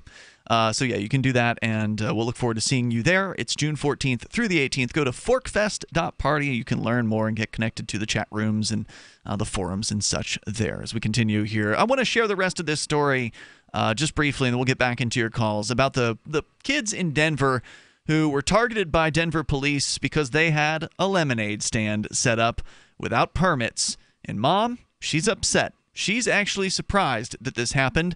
She calls it unheard of. Of course, we've heard of this dozens of times over the last decade or so in various different locations. Communications program manager Alexandra Foster says her department doesn't typically go out to enforce its permitting rules against children. However, if a call is made to police about a certain lemonade stand blocking traffic, for instance, what? Yeah, not in the pictures. What? Not in the pictures at all. The family could be asked to shut the lemonade stand down. No, lady. Nobody's asking anybody to shut the stand down. This is, of course, the interpretation of the media. This is not the actual quote. The media's, they just asked them to shut it. No, they didn't ask them to shut it down. Men with guns showed up and said, you better shut it down or else. She shouldn't have dressed that way. She wouldn't got raped. All right, so they may have said, and we weren't there to know exactly what the conversation was, but they may have said something along the lines of, we're going to have to ask you to shut this down, otherwise we'll give you a citation. So they use the word ask, but it's not used in the form of a question. It's used in the form of a demand. They could have. And then that citation would mean that if they continued to operate the stand, then they'll put shiny handcuffs on Mommy. Yes. And maybe on the 6-year-old. Mommy might like the handcuffs, but not if applied by the cops. I am positive that they learned to say that exactly in their training. Oh, yes. They did. In order to be civil about it, or to appear civil, but at the same time, while threatening. Exactly, threatening. Just like last week when we were talking about the guy who asked the cop who claimed he asked that he was going to take the lady out of the car because she was speeding, take her car with her, take her to court or before a magistrate. Right. He asked all of that. He didn't tell her anything. The bureaucrat claims now. See if you buy this one. She claims that a temporary stand typically doesn't need a permit. Yeah, right. I'm sorry. Even in the city of Keene, which is a tiny little town in New Hampshire where there aren't near as many rules and regulations as there are in a city like Denver, Colorado, even in a city of Keene, they have a temporary food establishment permit. Right, they just don't enforce Hawkers and Peddlers License is the official title for that. No, it's actually a temporary food establishment permit. I was looking at the code recently, so I know that there's that. The Hawkers and Peddlers is different. That's like for people that are like selling pencils or magazines or whatever. Okay, but I think that, and I might just be thinking of the state license, that all itinerant vendors have to get the hawkers and peddlers from the state, so and I like figured that the city was called the same thing. Those are for like the door-to-door salesman, that kind of person. That's what a hawker or a peddler would be. In this case, it's a food service, or a food service establishment is the legal terms that they use in the City of Keene Code. She says if our inspectors go to a lemonade stand, it means we've received a complaint. And generally complaints stem from high levels of activity or noise that disrupt neighbors, she told Denver 7. So generally, as long as the impact is minimal, we're happy to let kids have fun in the summer. Generally, which means there are exceptions. The mom said in this case it was a half hour before the police showed up. So don't give me any of this crap, lady, that this was, it wasn't temporary. It was there for a half an hour before your agents showed up with guns to threaten these kids, and one of the kids ran and hid. He was so scared of these men. Yeah. She said that the home business permit is generally intended for adults selling foods they've grown or prepared from scratch or for income. The closest ordinance Denver 7 could find that might regulate lemonade stands is the 2014 Denver City Council approved rule that focuses on at-home sales of fresh produce and cottage foods. According to that ordinance, sellers of certain products that are grown locally must obtain a home occupation zoning permit to sell and complete a food safety course. However, the ordinance only applies to fresh fruits and vegetables, herbs, eggs, and low-risk unrefrigerated foods such as teas, honey, and jam. Because lemons are not typically grown in the state, the ordinance usually doesn't apply to lemonade stands. Still, Mom, in this case, wants parents to know what she went through, just in case the kids are planning on setting up a stand this summer. She says, quote, I want parents to know that they need to be aware that if their kids want to have a lemonade stand, there could be repercussions like there were with my kids. Look, if you want to have parents know what this is like, pull out a video camera and record this happening. Get these thugs on the record threatening small children. You want to talk about a viral video? There's more coming up here, and everybody's got a damn phone, so there's no excuse. Does your dog itch, scratch, stink, or shed like crazy? Come to Dynavite for help. Order a 90-day supply of Dynavite. Dynavite is nutrition. Pick up 2 bottles of Lico Chops, get the 3rd bottle free. New improved Lico Chops with omega-3, omega-6, vitamin E. And now, 6 extra direct-fed microbials. Even better for the digestive tract and immune system. Try Lico Chops. Buy 2, get 1 free. At Dynavite.com. DINOVITE.com. Zencash is an end-to-end encrypted system with zero-knowledge technology over which communications, data, or value can be securely transmitted and stored. With over 7,500 secure nodes, Zencash has one of the most distributed node systems of any cryptocurrency. Zencash is a platform for cryptocurrency and communications built by voluntarists for voluntarists, with the ideas of voluntary interaction being written into the white paper no less than half a dozen times. Learn more at Zencash.com. That's Zencash.com. Attention business owners and independent contractors. This is a money-saving message from Tax Mediation Services. If your business owes $20,000 or more in taxes, we can help you today, right now. Listen, dealing with the IRS is no picnic. It's an intimidating and extremely stressful process, and you don't want to go it alone. Our attorneys know every law, every tax break, and every possible opportunity to help you resolve and reduce your tax debt. And if you owe more than $20,000, you may be at the top of their hit list. So don't take your tax debt lightly, because it will not go away on its own. The IRS can seize your bank accounts, your home, and even shut down your business. Call our tax experts today at 1-800-261-9818 and let us deal with the IRS while you focus on your business. That's 1-800-261-9818. Again, 800-261-9818. On Free Talk Live, we're bringing people to the ideas of liberty every day. From wrestling superstars like Glenn Jacobs. You guys really are having an impact, I believe. Like I said, a lot of where I am now is due to listening to Free Talk Live. You changed my mind on some very important issues years ago. To random people tuning in on the radio. I was kind of stuck in the left-right paradigm. I heard your show by chance on a Saturday night. From there, I went on, joined the Free State Project, and become an amplifier. So, I mean, that's really the reason why I amp is because I know that if it wasn't for you guys being on as many stations as you are, I never would have found the ideas of liberty. Your amp will directly change more lives by getting Free Talk Live in front of people looking for talk radio online and on the air. When you amp Free Talk Live, you get perks like access to the AMP-only Facebook group and AMP podcast. Visit amp.freetalklive.com.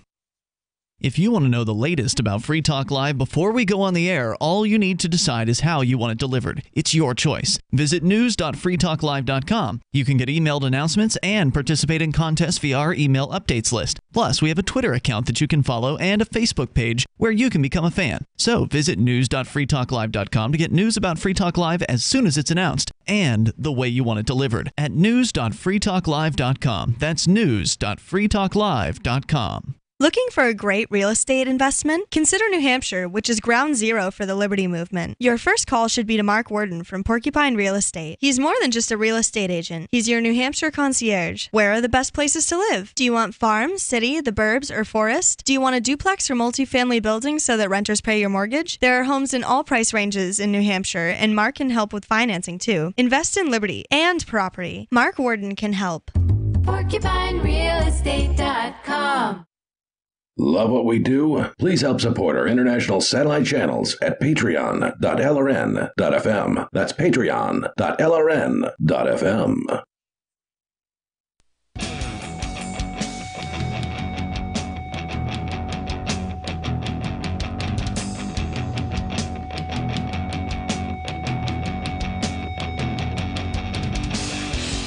Free Talk Live. You can dial toll-free. Take control of the airwaves here. Our number is 855-450-FREE like freedom. That's 855-450-3733. We got enough time for you if you want to jump on the phones now. With you in the studio tonight, by the way, it is Ian. And Conan. And Darryl. Let's continue with your calls. But I do want to invite you to become a Free Talk Live amplifier if you support what we do here on Free Talk Live. You like the fact that we're on the air 7 nights a week talking about liberty and freedom and peace and cryptocurrency.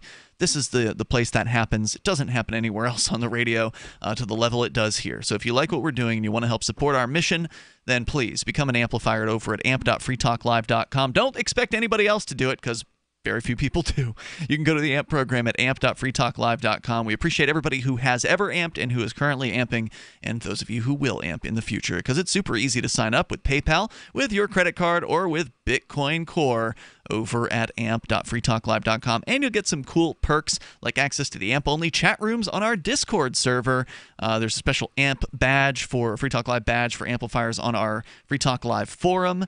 And more, like the AMP-only Facebook group. Get all the details over at amp.freetalklive.com, amp.freetalklive.com. Let's talk to Rob. He's in Charleston, West Virginia, listening to WVTS. Hello, Rob.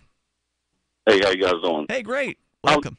Hey, thank you. I was just wondering, man, if you guys hear about this. This, apparently, I don't know what country it's in, but apparently a doctor or psychiatrist came up with a thing called the crypto addiction counseling. Crypto addiction, all right. Yeah, and he has 10 questions that you read, and if you answer at least 5 of them, then you are addicted to crypto. All right, cryptocurrency. Yeah, let's hear about it. Well, it's just saying that it's just like any other, it's like gambling. It can destroy your family. It can make you spend all your money. It can, one of the questions is if you constantly think about crypto 24 hours a day, you have a problem. And it just goes Who constantly thinks about anything for 24 consecutive hours? You understand what he's saying, Darryl.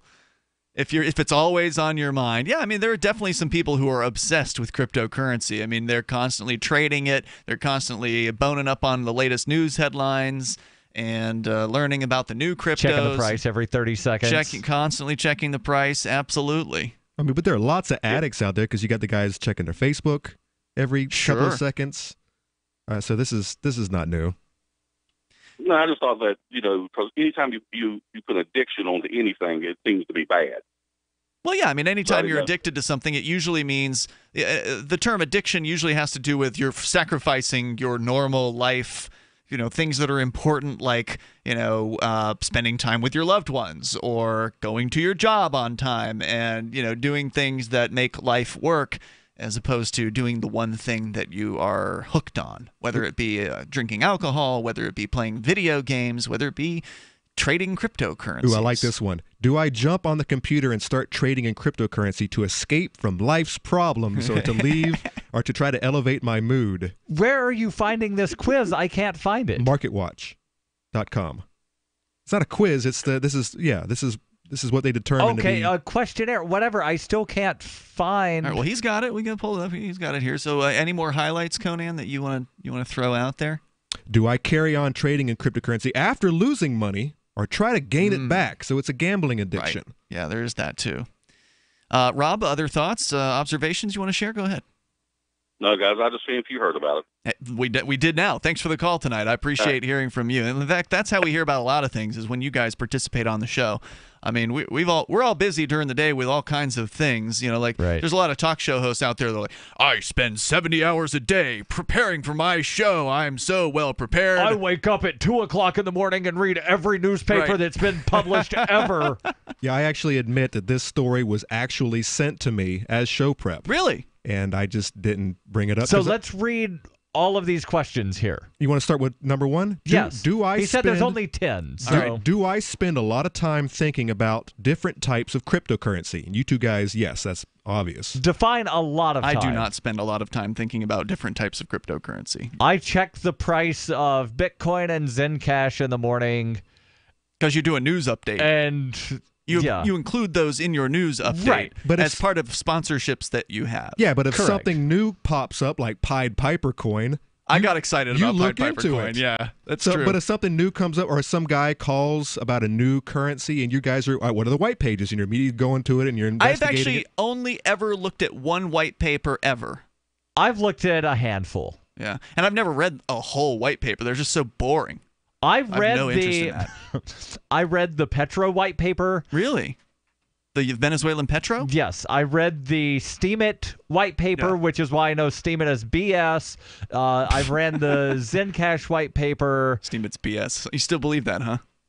Number two. They claim that one of the three things is turned into real Bitcoin to the U.S. dollar, while simultaneously saying it's not pegged to the dollar. You can't have both of those. I'm not saying I understand Steemit. All I know is I've turned it into Bitcoin, Darryl. That's real enough for me. This number 2 one is not fair, because if you're actually using it, then how is it an addiction? Am I spending large amounts of cryptocurrency? Define large amount. Like, I'm getting some transmission work and stuff done, so large amount. But if you're actually spending it like you would spend your that one's stupid. It doesn't make sense. Have I tried to slow down or completely stop cryptocurrency trading? I can't. But not been able to. I don't do trading on crypto. Do I become restless or irritable if I try to cut down my screen time related to cryptocurrency? Do I jump on the computer? That's the same question as screen time, right? Like, there's the addiction to screens that they, kids these days. Glowing rectangles. Okay, here's a good one. Has my cryptocurrency trading habit had an effect on my relationships or my job? That is a sign of an addiction. Yes. And here's another big one. Do I try to get other people to lend me money when I have lost on an investment? Bad sign. Yes, bad sign. Bad sign. Yeah, that sounds like an addiction or a gambling problem. That's what we're talking about here. No, gambling. This is, not all addiction is gambling. Trading cryptocurrency, though, to some extent, is a gamble, right? Like, True. you can say you know the market and you know it's going to go back up or whatever, but you don't know squat. Right.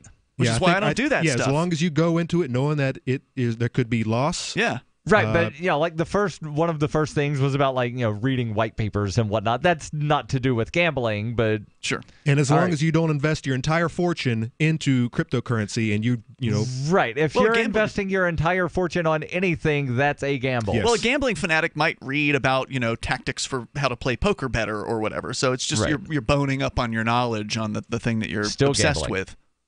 All right, that's next. it. That was all 10? That's all 10. Okay. Yeah, no, there have been times when I've done more crypto in a day than others, But usually that's because of, I've got something I need to accomplish, right? Like I've got some crypto that needs to get sold, or I've got some crypto that needs to get moved somewhere. But I'm not one of those I'm not obsessed with cryptocurrency. I don't think I did anything regarding cryptocurrency today. That's the first thing a cryptocurrency addict would say, Ian. I can give up anytime. It's been 12 hours since I've checked the price of a cryptocurrency.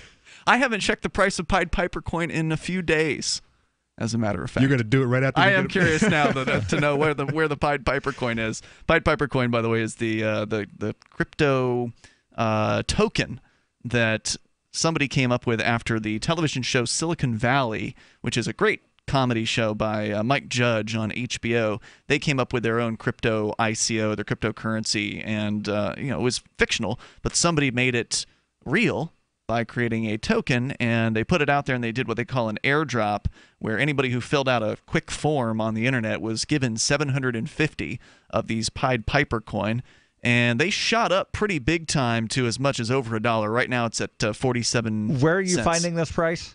There's an app called Blockfolio. I don't know where else you can get it. I just took a look at CoinMarketCap, and it is not listed on CoinMarketCap. Yeah, but it's right now worth 47 cents a piece, which means that the 750 of them that I have is worth about $360. I'm kicking that I didn't do enough research into that and got some myself just for fun. Yeah, of course. Now, could go down to zero. There are 1,635 cryptocurrencies listed on CoinMarketCap. Wow. And it doesn't show in the little header bar.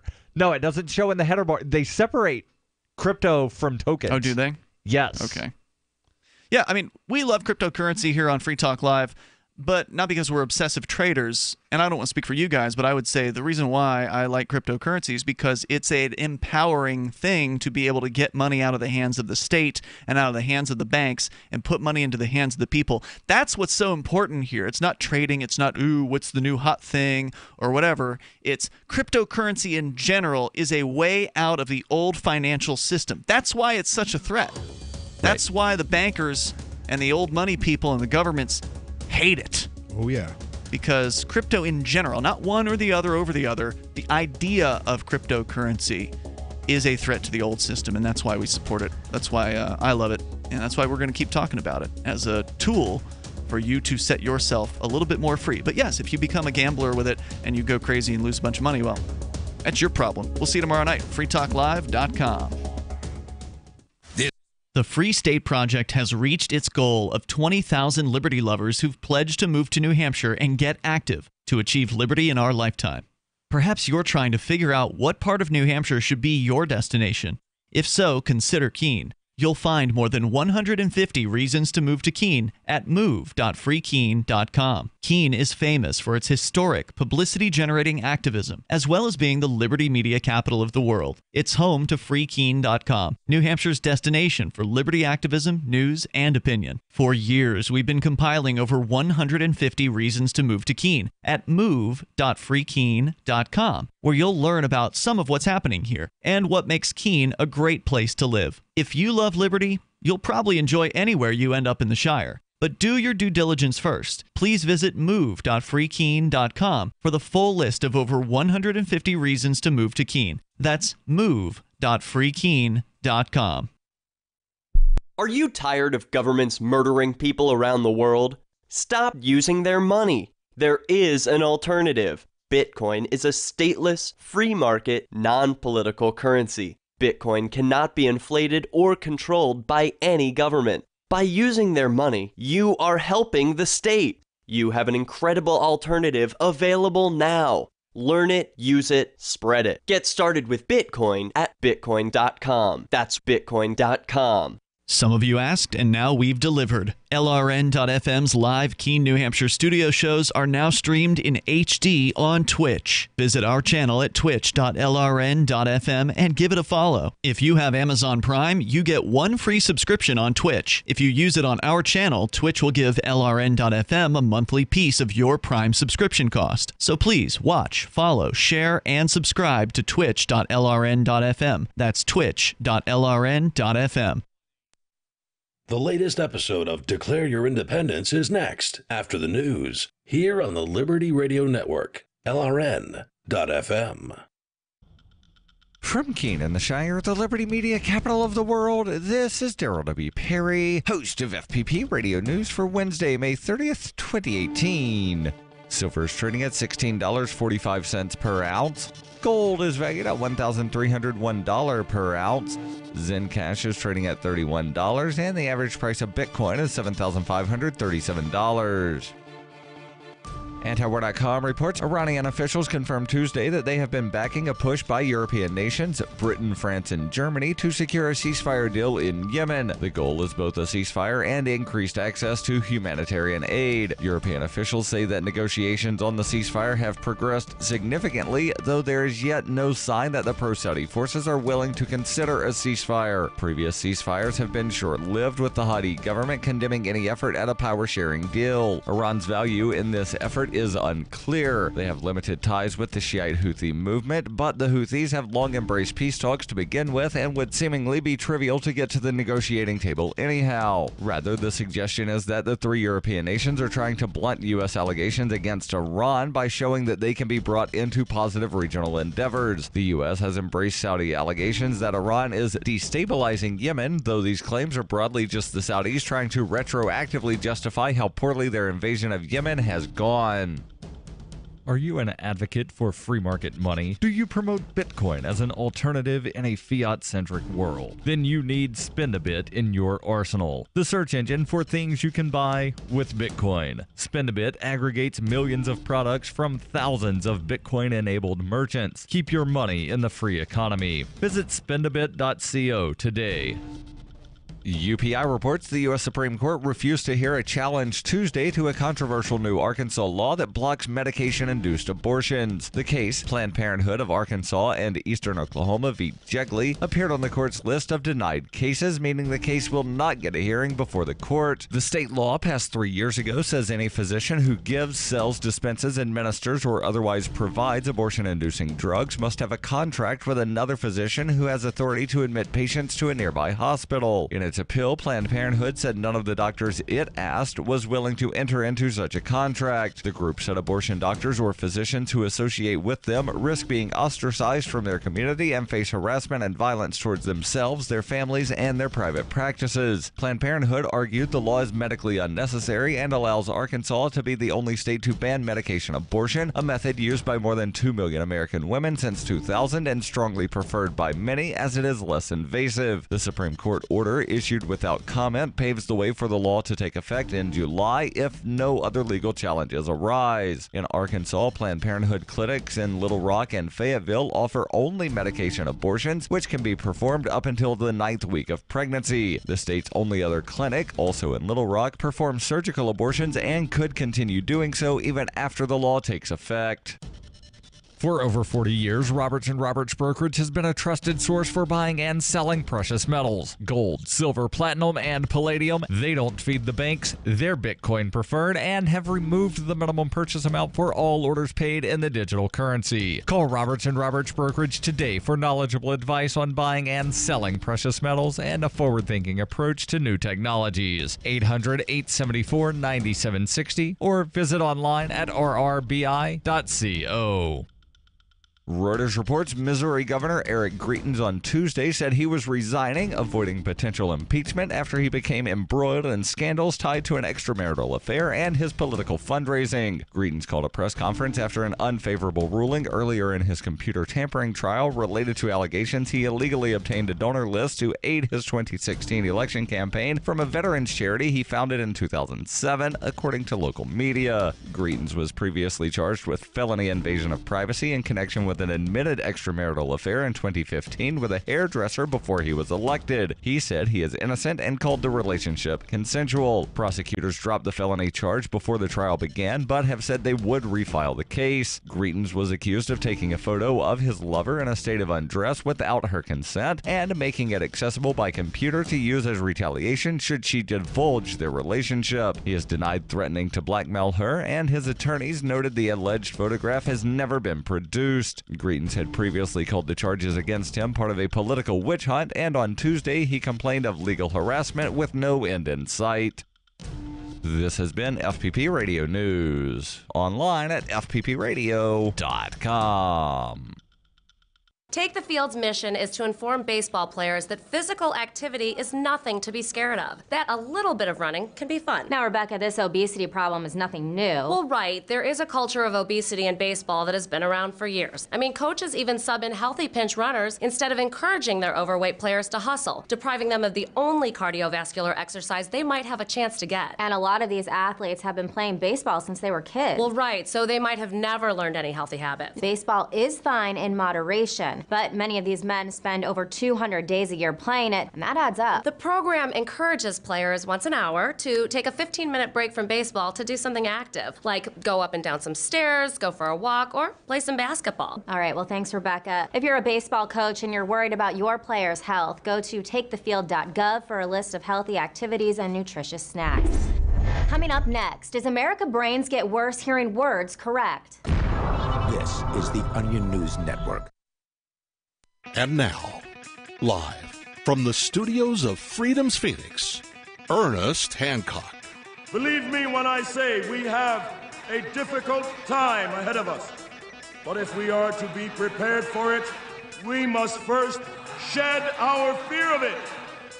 I stand here without fear because I remember that I am here not because of the path that lies before me, but because of the path that lies behind me. I remember that for 100 years we have fought these machines. And after a century of war, I remember that which matters most. We are still here!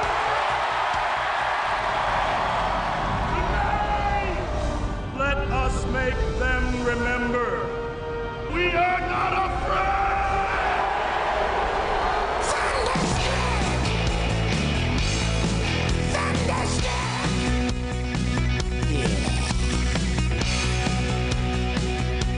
Yeah, no fear here, and declare your independence of me, Ernest Hancock, here in Phoenix, Arizona, from the BEA beautiful studios of Freedom's of the Nest, Phoenix.com.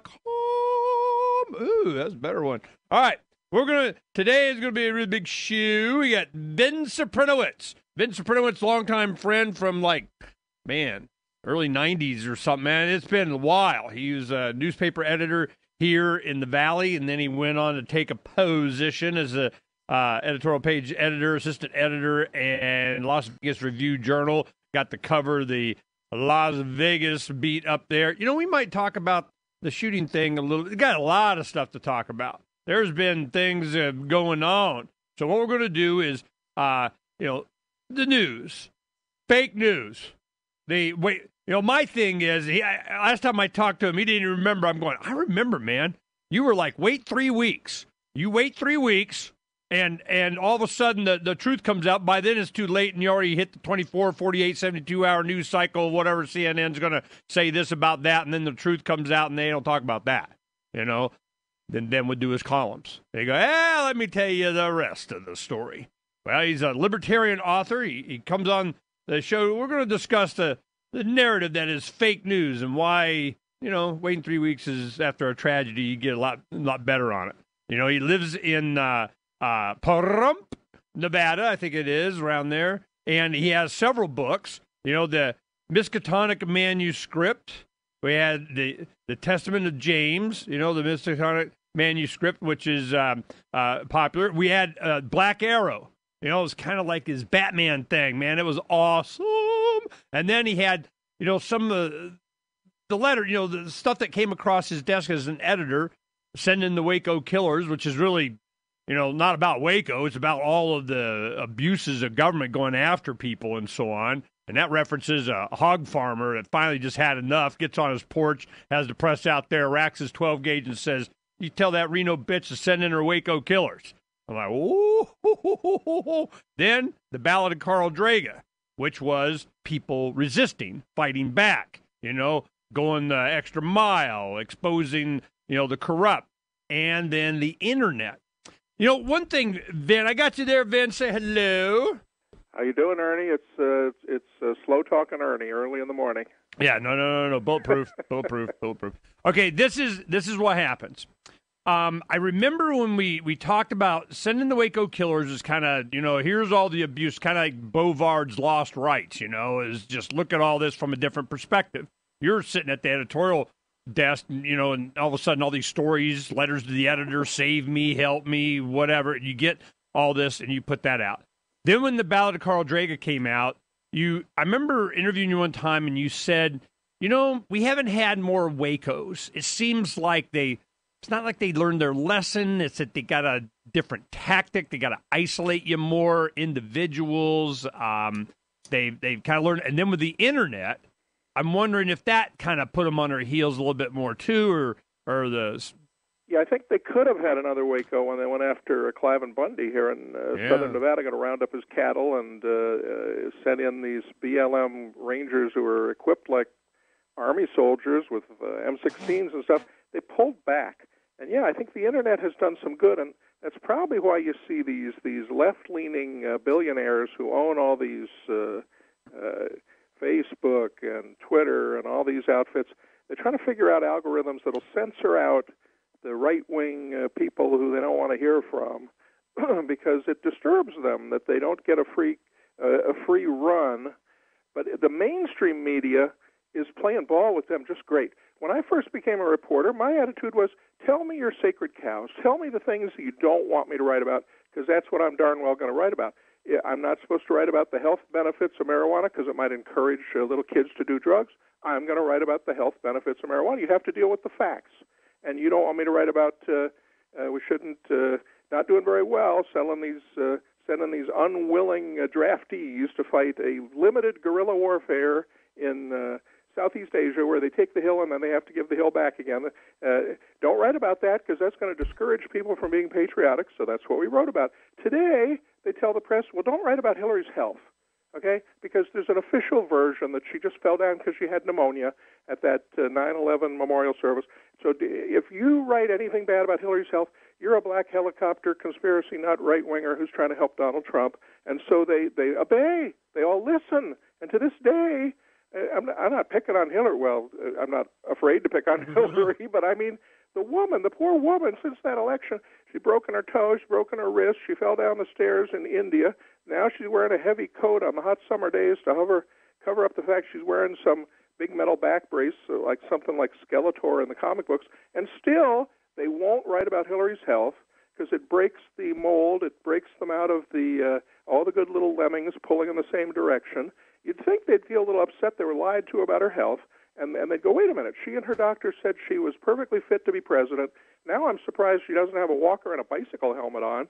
If they were going to lie to us, aren't we upset, and shouldn't we look into that? And maybe doctors should be, there should be an official examination of presidential candidates in May, 6 months before the election, and they should tell us if they have some debilitating not just neural disorder, but neuropsychiatric disorder, like maybe she's got Parkinson's.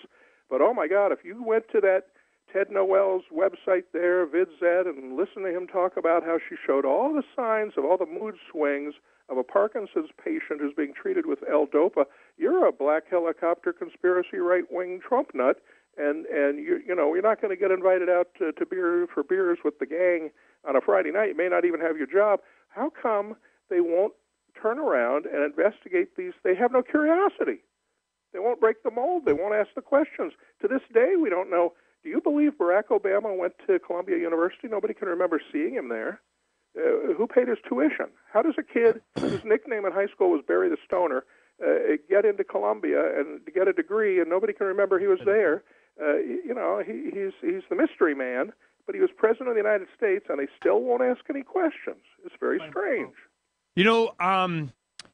I remember you talking about how we even did articles in our newspaper we did here, the Arizona Libertarian, about how the news was done. And if it wasn't like, you got browbeat out of the business for talking about stuff, it was what was permissible to print. And this is how you said it happened. Whatever's on the front page of the New York Times or LA Times or something, and then, tell that story. I probably won't do it justice, but, that's literally true. If you work at a small or medium-sized daily newspaper, you got the AP wire machine, and it's cranking, and it really gears up at supper time in the early evening when the people are putting together the morning newspaper. So they have a meeting, and they sit down, and it was 7 o'clock at night maybe, because you're putting out a newspaper that'll hit the presses at 1 in the morning, so it'll be in the coffee shops at dawn. Or to a lesser extent, the afternoon papers used to be they'd have their meeting earlier in the morning because they want to be out by 3 o'clock that people can read the thing on their way home, whatever. So you look at all the AP stories that are coming out. They send you a list, a digest, but they also send you the order in which those stories are going to be played on the front page of the New York Times, the LA Times, the Washington Post. And I was a news editor. Okay, wait, no, it's a good story. We can't have the music coming over, rush it, get everybody on the edge of their seat. Because if you're an activist in the 90s, you think you're talking about fake news now and how they manipulate and control. No, the media. Our sales department has nothing to do with news coverage. And I'm like, wow, who are you guys talking to, you know? So how it really works. And we'll get into what's going on. 2 hours then. From the fourth letter of Captain Mark. Landlubbers are conditioned to believe that the originators of an idea deserve exclusive rights to it. But these innovators are nothing but privateers, granted a monopoly by the Crown.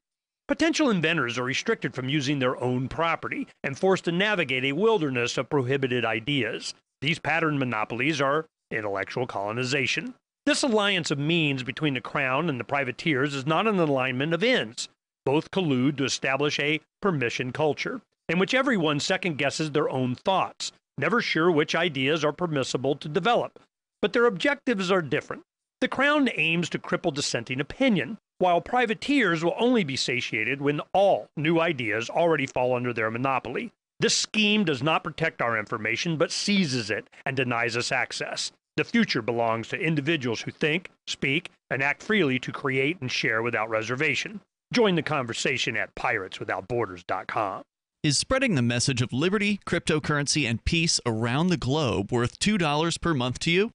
As you may already know, in addition to our internet feed, LRN.FM broadcasts on free-to-air satellite across North and Central America, as well as Sub-Saharan Africa. And we've been available on satellite for free 24/7 since 2010. The LRN.FM free-to-air satellite signal is reaching some of the most oppressive regimes in the world, and there's no doubt our ideas are making an impact. You can learn more about the channel's impact by watching the 3-minute video at fund.lrn.fm. If you'd like to help free minds globally with our ideas of liberty, cryptocurrency, and peace, you can donate as little as $2 per month via fund.lrn.fm. You can help us continue and expand our satellite broadcast to multiple continents. Visit fund.lrn.fm today, and thank you for your help. Don't forget to share the link on social media. That's fund.lrn.fm.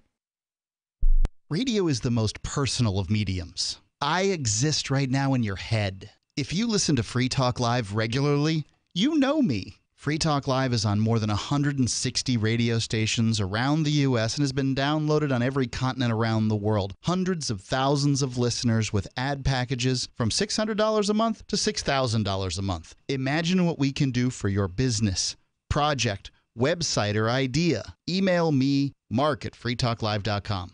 LRN.FM now has a Discord. Discord is a free text and voice chat platform, and we now have our own server with a bunch of channels at discord.lrn.fm. You can join other listeners as they chat about various things during our live shows, or anytime, day or night. Discord software is available cross-platform, so you can have it on whatever device you want and take your chats anywhere. Join our Discord at discord.lrn.fm. That's discord.lrn.fm.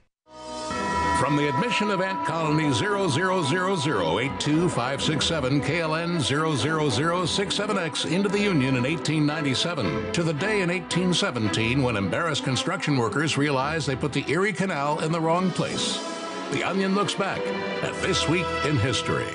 On August 5th, 1962, Nelson Mandela was jailed until 1990, becoming fully rehabilitated through the South African penal system. And thanks to the services provided to him while imprisoned, emerged from jail a successful politician and internationally revered symbol of peace.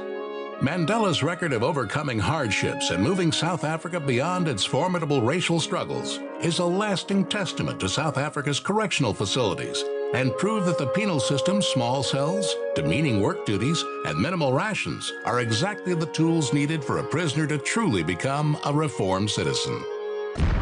This is the Onion News Network. This is the Liberty Radio Network, broadcasting the latest liberty-oriented audio content 24 hours a day at LRN.FM. Roads?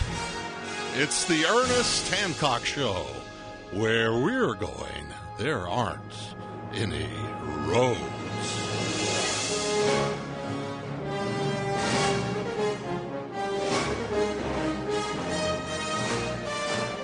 Oh, Back to the Future number 3. Yeah, the grandkids are over and watched that first time they'd seen number 3, man. They're like, woo, that'd be cool. We're going to be what? That's going to be on loop for the next week we got them, I'm sure.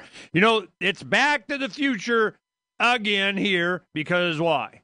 Because it's just repetitive. I mean, we've been through this before. Now, Ben's going to explain to us how from the time when he was explaining it to us how the newspaper business worked in the 90s, and I've been dealing with newspapers since the 70s. I was a photographer, and I'd go down to Arizona Republic here, the main newspaper, and I'd have this about that and sell. If there's the SST landed or the Palo Verde steam engines, went into Mex Rocky Point when they landed there, and we were covering it because we knew one of us had family down there, and we go down and take pictures, or there'd be a flood, or going to school and there's a fire, boom, boom, click, click, click, click, click, click, click, and motor drive. And I take my Canon A1 down to Arizona Republic and give them the black and white film. They would process it. I wait, get a contact sheet, and here's $50 for this, and $15, $25, and we'll give you kind of a professional photographer, man. I've been in and I know how some of it works. Well, not until then started explaining from the editorial page how it really worked, and it's carried on to now in many different areas that we'll talk about. Because I got email coming in, Ernie, man, you're right. Oh, my God, they don't care if they make money or not. They canceled Roseanne Barr's show. So there's a lot of stuff to talk about. All right, Ben, go ahead and finish about how the local papers are crafted. No, you're right. It goes all the way back to the 70s.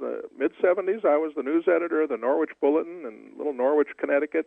Yeah, you'd get this early in the evening. They'd send you over the AP wire. Here's the order in which the big stories of the day are going to play on the front of the Washington Post and the New York Times. And so I'd go into our story meeting, and I'd say, well, okay, we'll run one or two of these national stories like the AP is sending. But I think on the front page we're also going to have a big story about, you want something local. Let's cover the diocese, the Catholic Church getting in trouble here in Norwich because they didn't have the proper handicapped access to some of their buildings. And the editor and the publisher look at each other and go, I don't know. My dad, the old publisher, we're Catholics, and I don't know if he wants a story criticize the Catholic Church. Besides, here's the list of all the stories running on the front of the Washington Times, and you missed this one about Japan and China, more hostility in the North China and the China Sea or something.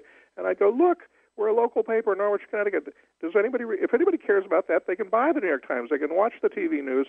What we can give them is some local news that, I don't know, it will be criticized. It'll look like we missed that story. You better run all the same stuff on the front page that they've got they're running in the New York Times, so we won't look like we missed that story. And run the thing on the Catholic Church, lower down inside the paper, because we don't want to seem to be criticizing the bishop. He's a good friend of my dad. And so you end up simulating the New York Times front page, except, of course, you can never be quite as good, nice-looking as they are. And so you'd watch people buy the morning paper, and they get on the bus to go to work, and they take the lead section of the paper, they throw it on the floor. They're going to read the sports section about how the local high school kids are doing. And I would always argue, if that's what they want to read, let's put the local high school sports on the front page, and not all this AP wire copy about trouble in Eastern Africa where nobody even knows the names of the countries. Oh, no, better not do that. That would be real different, and we'd look like we lost track of the important stories in the news. The defensiveness was unbelievable, and you still see it, this idea that, we better cover everything the way the publisher wants, and he gave me a list of questions to ask about this China trade thing, and we're really worried that there's going to be a trade war. Instead of going, hey, wait a minute. Donald Trump said that they shipped all our jobs and factories overseas, and everybody made fun of him and said, he's a lunatic, there's nothing you can do about that, we're now a service economy. If you used to be a steel worker, if you used to work in one of these auto factories, all you can do now is go be a busboy at International House of Pancakes, because we're now a service economy, there's nothing can be done. Barack Obama actually said, this guy, what does he think he has a magic wand that he can change the fact that we don't have any factories? Well, Donald Trump is starting to make a little headway there, and you'd think these reporters would go back and say, wait a minute, maybe this guy knew what he was talking about. Maybe Barack Obama never had a job in his life where he knew anything about commerce and international trade. Maybe we've been lied to, and instead they stick with the party line that Donald Trump's a lunatic, he's a big oaf, he's an idiot, and the people who really know what's going on, Valerie Jarrett and Barack Obama and Hillary Clinton, let's not criticize them. They really ought to be running things. The election was supposed to be between the Harridan of the Clinton crime family and the younger brother of the Bush crime family, and that way Soros and Wall Street, all these people who are running things, they didn't care which one was going to win because their policies would be essentially the same. That's why they're upset that Donald Trump, Donald Trump may not be right about everything. He may not like his personal style, but they were not planning on him, and they're upset. And all their reporters have to keep going after Donald Trump. That's all they're allowed to do. This is one thing that kind of, piqued my interest. I mean, you can see all these alliances forming. Ivanka, she definitely, I put it back this way. There was the Andy Griffith show, Sheriff Taylor kind of episode I remember as a kid back in, was the 60s or something. And black and white version. It had the farmer with a pretty daughter, and she's all farmed up wearing her overalls, and they like, you can't date, no, I need, help me do some milking and get out there. And well, she got all dolled, Andy Griffin and his girlfriend got her all dolled up and everything. Oh, get that stuff off your face. Get to work, girl. Well, Andy takes her, Sheriff Taylor puts her up on the fence rail and just, set her up here for a little bit, and they walk over and talking, and boom, all the boys in the field hands, everybody's giving her the time of day, saying hello. And he goes, look, I'm